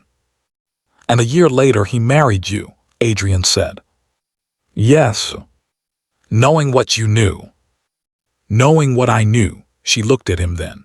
I told myself I would tell him when the grief had softened. Then I told myself I would tell him when you were born. Then I told myself that if I told him at all, he would learn in the same hour that his brother was a criminal, that his wife had helped his bride to run, and that his whole life had been built on it, and that he would never look at me again as long as he lived. Her mouth twisted. So I said nothing for 36 years, and he sat in that study with the lamp unlit, and I sat in this room and let him. You want to know what I am, Adrian? That is what I am. I was brave for 1 hour when I was 19, and I have been a coward every hour since. The fire ticked in the grate. When you brought her home in the spring, the Dowager said at last, I saw Rosalind's face come through that door, and I thought God had run out of patience with me at last. I could not speak to her. I could not look at her. Every dinner in this house for 4 months I sat at that table and waited for the ceiling to come down. She turned to Clara. And in the church, when you came up that aisle in the gown, I knew Marcus was 3 feet from me, and that his father had died still hunting for that trunk. I walked out because I could not breathe, and I waited by the yews to tell you to run, because it was the only thing I knew how to do. It is what I did the last time. Her voice finally moved. It is a poor sort of help, telling a woman to run. I have never in my life been able to offer anybody anything better. Clara sat for a long moment. She thought of a girl of 19 going up a dark back stair with 12 pounds in a handkerchief, not knowing whether the man in the study had heard her too. She thought of her mother's last diary entry, God keep her. She thought of the years afterward, a woman lying beside a man who mourned another woman every day of his life, and never once saying the words that would have ended it. My mother wrote about you, Clara said. The night she ran, she wrote, there is one soul in this house who has been kind. She wrote God keep her. The Dowager Duchess of Ravenscroft made a small sound, and then put her hand over her face, and wept the ugly, silent, wrenching weeping of somebody who has held it for 3 decades and has forgotten how it is done. Clara got up and crossed the room and sat down beside her and took her hand. Henrietta was brought down that evening. She came in white and rigid, and she did not sit. She had not slept. The household had been talking since dawn about the church, the constable at Millfield, Marcus's leg, Marcus's screaming. Is it true he set the fire? She said. With her inside it, Adrian said, bolted both doors. She went out through a window on the south aisle. Henrietta looked at Clara's bandaged arm, and at the raw burn along her hairline where her hair had caught, and something went out of her face entirely. He told me it was the family name, she said. That is what he told me 4 years ago when he first came to me with it. He said Uncle Godfrey had done something in his youth that could ruin us, that if it ever came out, The Ravenscroft name would be in every scandal sheet in England, that my father's memory would be dragged through it, that I would never marry, that Adrian would never sit in the Lords without men whispering. He said all I had to do was keep the wrong sort of person from ever getting close to this family. He never once said the word forgery to me. He never once said, her voice failed her. He said your mother ran away with a lover, Clara. He told me that to my face. And the dress, Adrian said. The dress was mine. Henrietta's chin came up, and for one moment she was every inch her mother's daughter. Do not let me hide behind him for that. Marcus told me to keep you from being accepted. Burning your gown the night before your wedding was my own idea, and I did it because you were a seamstress and I thought you were beneath us, and I wanted to see your face when you came down that corridor. She was shaking now. And then you walked into that church in her gown, and 400 people looked at you the way you look at the dead, and I have been frightened every single day since. When I stood in your doorway the night they turned you out and told you to take a ship, that was the first honest thing I have said to you. I was not gloating. I thought he was going to kill you, and I was too much of a coward to say so plainly, and if I had said it plainly, you would not have gone to that church alone. Nobody spoke. I will not ask you to forgive me, Henrietta said. I know exactly what I am. I lit the first fire. Yes, Clara said, you did. She let that sit. She was not a saint, and she had spent 6 weeks in that house being sneered at over the fish, and there is no law that requires a woman to be gracious the day after somebody tries to burn her alive. You will give evidence, Adrian said. All of it. To Sir Reginald in writing under oath the brooch, the search, who instructed you to plant it, the folder from Grail and Sons, every conversation you had with Marcus for 4 years. That will finish me, Henrietta said. Adrian, I planted stolen property in a duchess's wardrobe. I will be in the papers. No house in England will receive me. Yes, her brother said, it will, and you will do it. She stood there for a moment. Then she said, good, in a strange, flat voice, as though something heavy had been taken off her, and went out of the room. She gave her deposition 3 days later, 22 pages of it, and it was the deposition that hanged the case. Afterward she went north to their mother's sister in Northumberland, not banished, exactly, and not forgiven either. She wrote to Clara twice that first year. Clara did not answer the first letter. She answered the second. The rest was law, and law is slow. Crane the solicitor was dead. Godfrey Ravenscroft was dead. But 11 practiced signatures in a dead man's hand do not die, and neither does a letter from Crane advising that forged notes be lodged where in the ordinary course they will never again be examined, and neither does a diary written the night before a wedding by a woman everyone had been told was a runaway. Marcus was tried at the assizes that winter for arson and attempted murder. His own words in the churchyard, heard by a curate, a constable, and 9 parish men, were read to the court by 3 of them in turn. He was convicted in under an hour. The civil business took a great deal longer and consumed a great deal of money, and Adrian paid for every guinea of it, including, at his insistence, the counsel who acted against his own estate. You cannot possibly fund the case that is being brought against you, his solicitor said. I can and I shall, said the Duke. My family paid lawyers to steal that land. It seems only just that my family should pay the lawyers who give it back. The judgment came down in April. The Ashworth notes were declared forgeries, the conveyances that followed them void, and 6 miles of land between the North Gate and the Millfield Road were restored to the heir of Baron Ashworth, his granddaughter Clara, who was, of course, married to the man who had been holding them. Half the county thought the whole thing tremendously funny. Clara did not care what the county thought. She had the deeds put into a box with her mother's brass thimble, and on the day they were delivered she walked out through the North Gate alone and stood on the Millfield Road for a while, on the spot where a man named Tom Potts had set a frightened girl down in the mist and told her mother that it was finished. They rebuilt St. Aldrich's. It took 14 months and most of what the estate had by then. The stone walls had stood. It was the roof and the north transept that had to be raised again, and the Ashworth vault under its slab had never been touched at all. The parish wanted a plaque naming the Duke as benefactor. Adrian refused it flatly.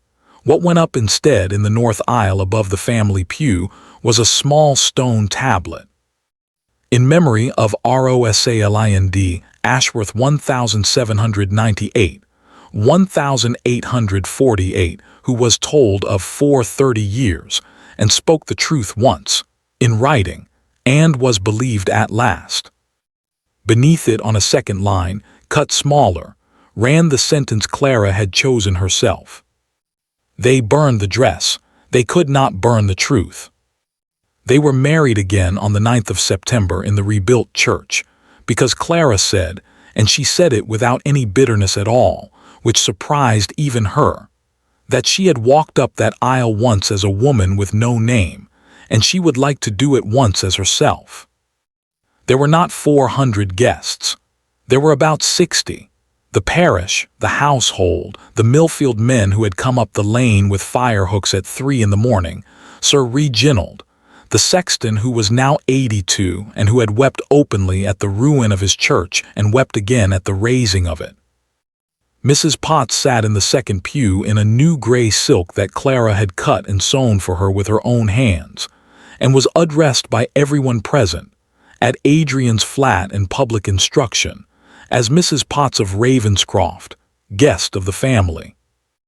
And Clara came up the aisle for the second time in Rosalind Ashworth's wedding gown, cleaned, repaired where the lead had torn the shoulder, the scorch mark along the hem left exactly where it was, because she would not have it mended. Nobody dropped a prayer book, nobody whispered, nobody stared as though the dead had walked out of the churchyard. The whole church stood up.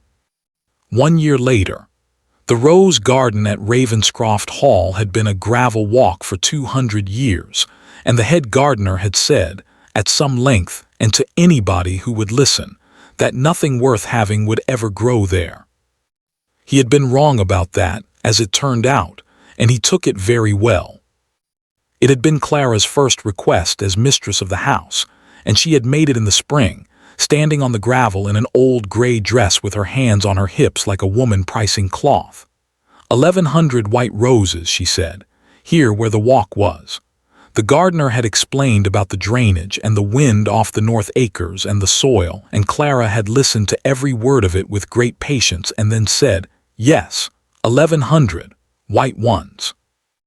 And then, more gently, because she had not spent her life being poor without learning what it costs a man to be overruled in front of his own undergardeners. Mr. Hale, I am told there is not a man in 3 counties who could make roses grow in this spot. That is precisely why I am asking you and not somebody else. He had them in flower by August. On a warm afternoon in the September following, Clara sat on the low stone bench at the center of that garden with her daughter asleep against her shoulder, and watched the light come sideways through 1,100 white roses, and thought that if a woman had told her 3 years ago that this was how her life would go, she would have laughed in her face and gone back to her mending. The child was 6 weeks old. She had been born at 4 in the morning in the room at the end of the east corridor, Clara's old room, chosen deliberately and against a certain amount of family opposition, because a house is only ever as haunted as you let it be. It was a small plain room with a window over the north gate, and Clara had had it repapered in pale yellow and had put her mother's brass thimble on the mantelpiece, and she had said, quite firmly, that a room in which she had once cried over a burnt dress was going to be a room in which something good happened, and that was the end of the discussion. The baby had her father's dark hair, and everybody said so within a day of her birth, her great-grandmother's chin. They had christened her Rosalind at St. Aldrich's, 20 feet from the tablet in the north aisle. The church had been very full. Half the parish had come, and the sexton, 83 now and shrinking every year, though his voice was not shrinking at all, had rung the bells himself and afterward told anybody who came within reach that he had rung for that name once before, 32 years ago, for a wedding that never happened, and that he had waited a long while to ring it right. There you are. Adrian came up the path with his coat over his arm and his sleeves rolled to the elbow, which was not at all how dukes were meant to walk about their own gardens, and which Clara had entirely stopped commenting on. There was chalk dust on his boots. The Millfield drainage men have finished, 2 years early, which I am told has never once happened in the history of England. Sit down before you tell me the cost. I intend to lie about the cost. You are a very poor liar. It is the single most reassuring thing about you. He laughed and sat, and looked at his daughter for a while in the particular way he had of looking at her, as though somebody had handed him something enormously valuable and had not stayed to explain it. And then he put his arm along the back of the bench behind his wife, and neither of them said anything for a good 10 minutes. That was the thing Clara had not expected out of any of it.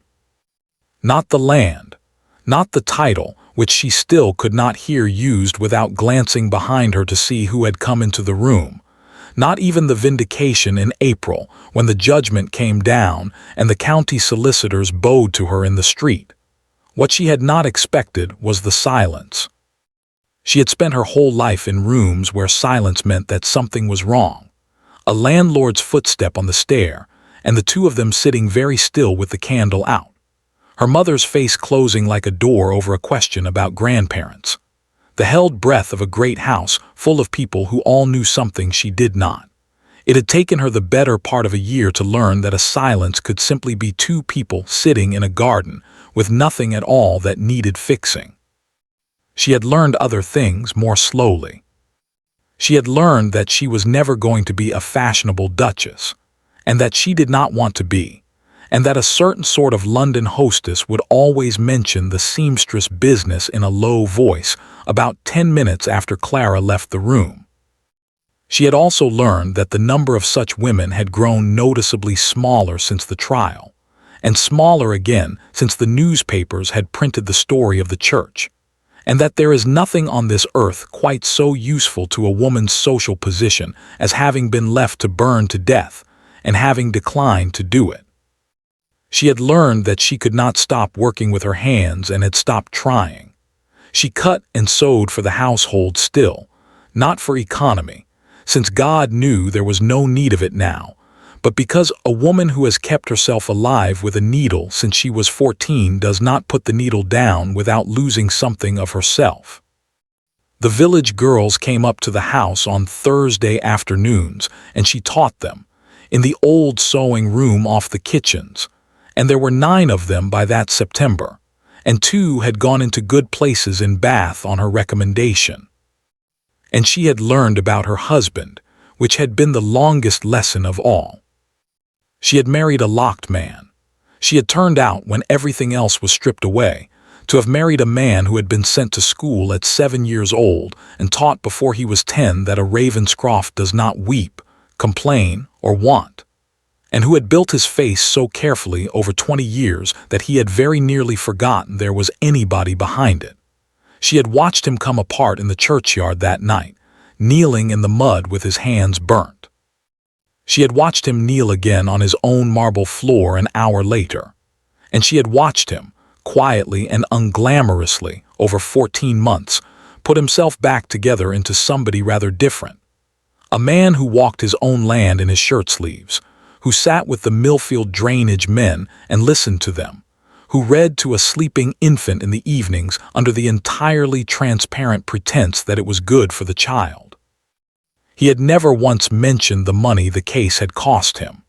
Not to her, not to his solicitors, not to the 3 London men who had come down in the winter to explain gravely that funding the litigation against one's own estate was without precedent. My family paid lawyers to steal that land, he had told them. It seems only just that my family should pay the lawyers who give it back." Mrs. Potts came out at 4 with the tea and would not be told to sit down, and then sat down.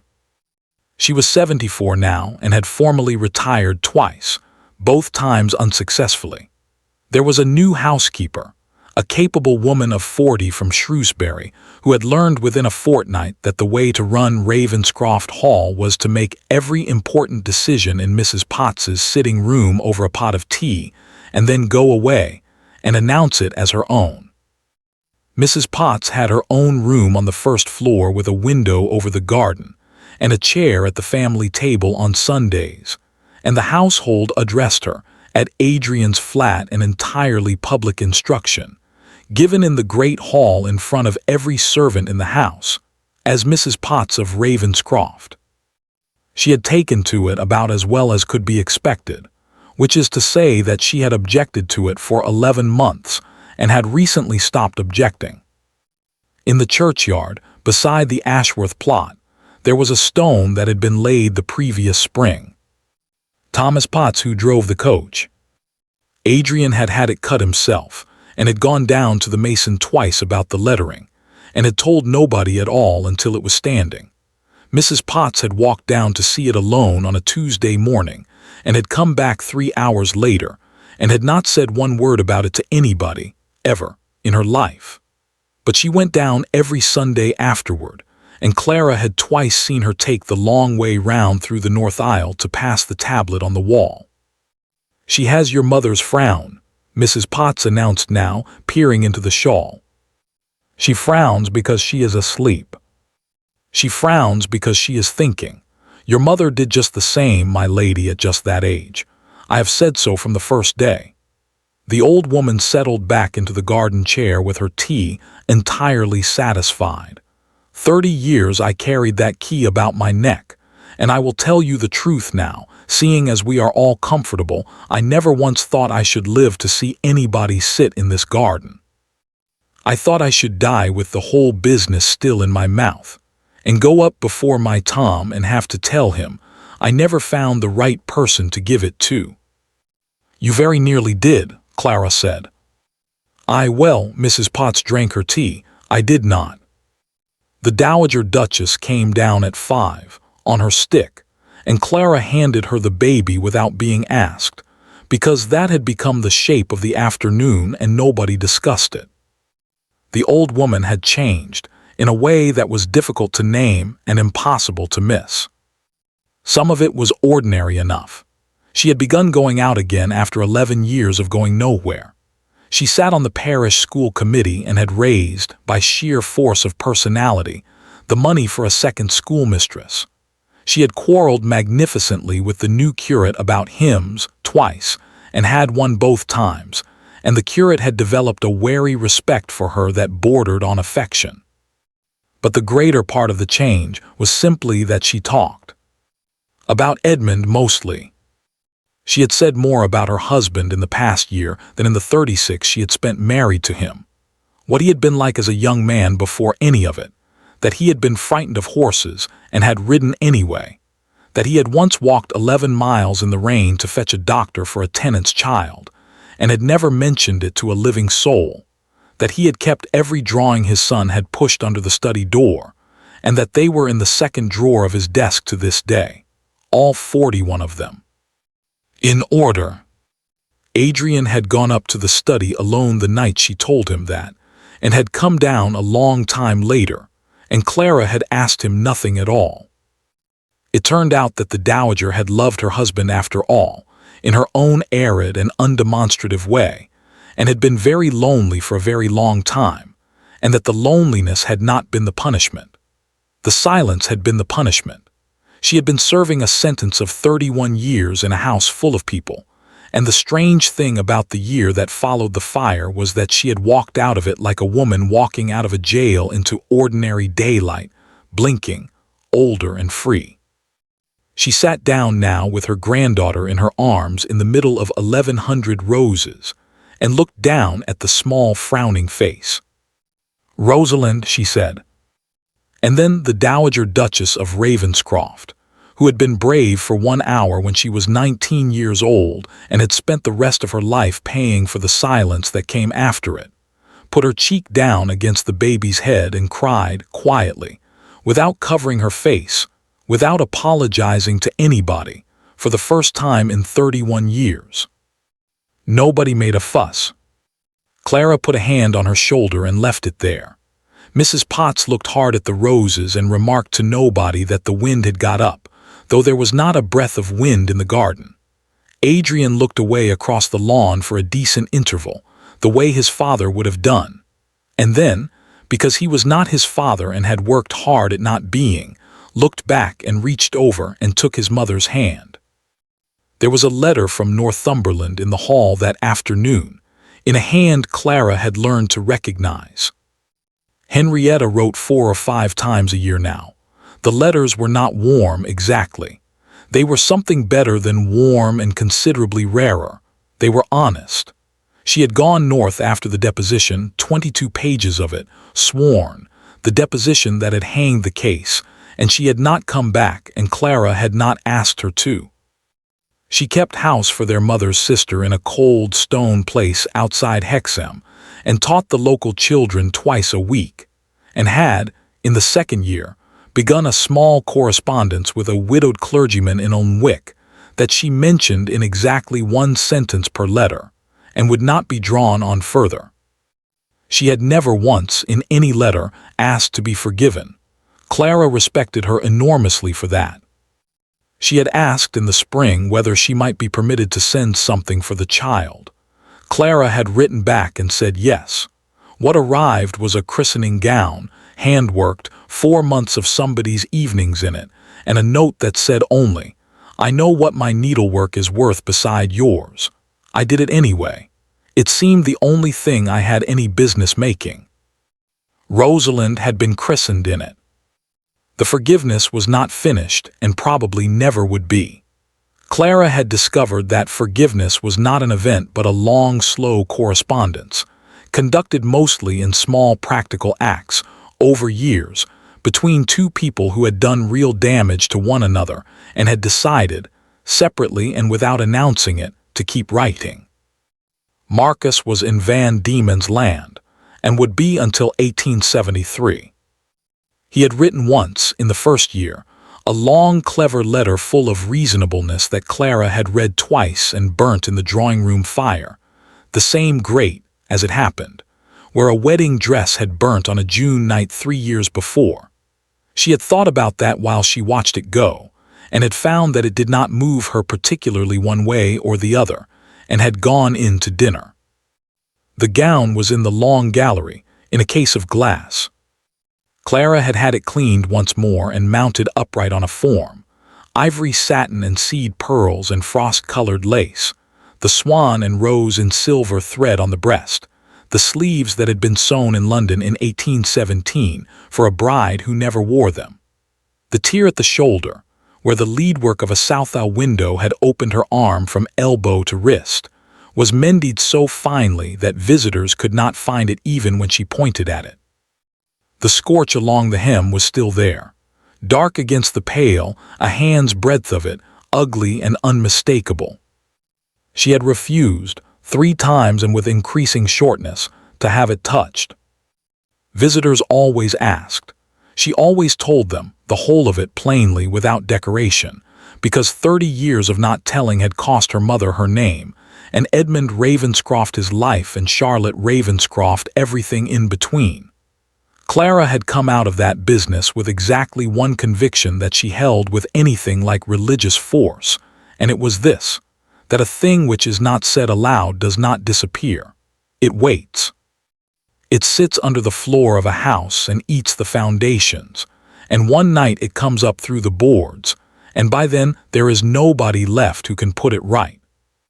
So she told them, and they went away and told other people, which was the entire point. Beneath the case, on a small brass plate, were the words that had been cut into the wall of St. Aldrich's 14 months before. They burned the dress. They could not burn the truth. The child woke at 6:30 and objected to the world, briefly and at volume, and was carried inside. Mrs. Potts went up to see about the nursery fire, over the objections of 2 housemaids and her own niece. The dowager followed on her stick, telling her granddaughter something long and complicated about her great-grandfather that the child was in no position to appreciate. Clara stayed a moment on the bench. In the evenings, when the sun went down the west front of the house, the light came through the gallery windows and lay along the glass case for about a quarter of an hour, and the pearls picked it up one after another all the way down the bodice. It was doing it now. She could see it from the garden, the small traveling fire of it moving along the row. Just the way they had caught the light on a June morning in a church full of staring faces, when a penniless seamstress with nothing left in the world had walked up an aisle in her mother's wedding gown, and 400 people had gone silent, and everything had changed.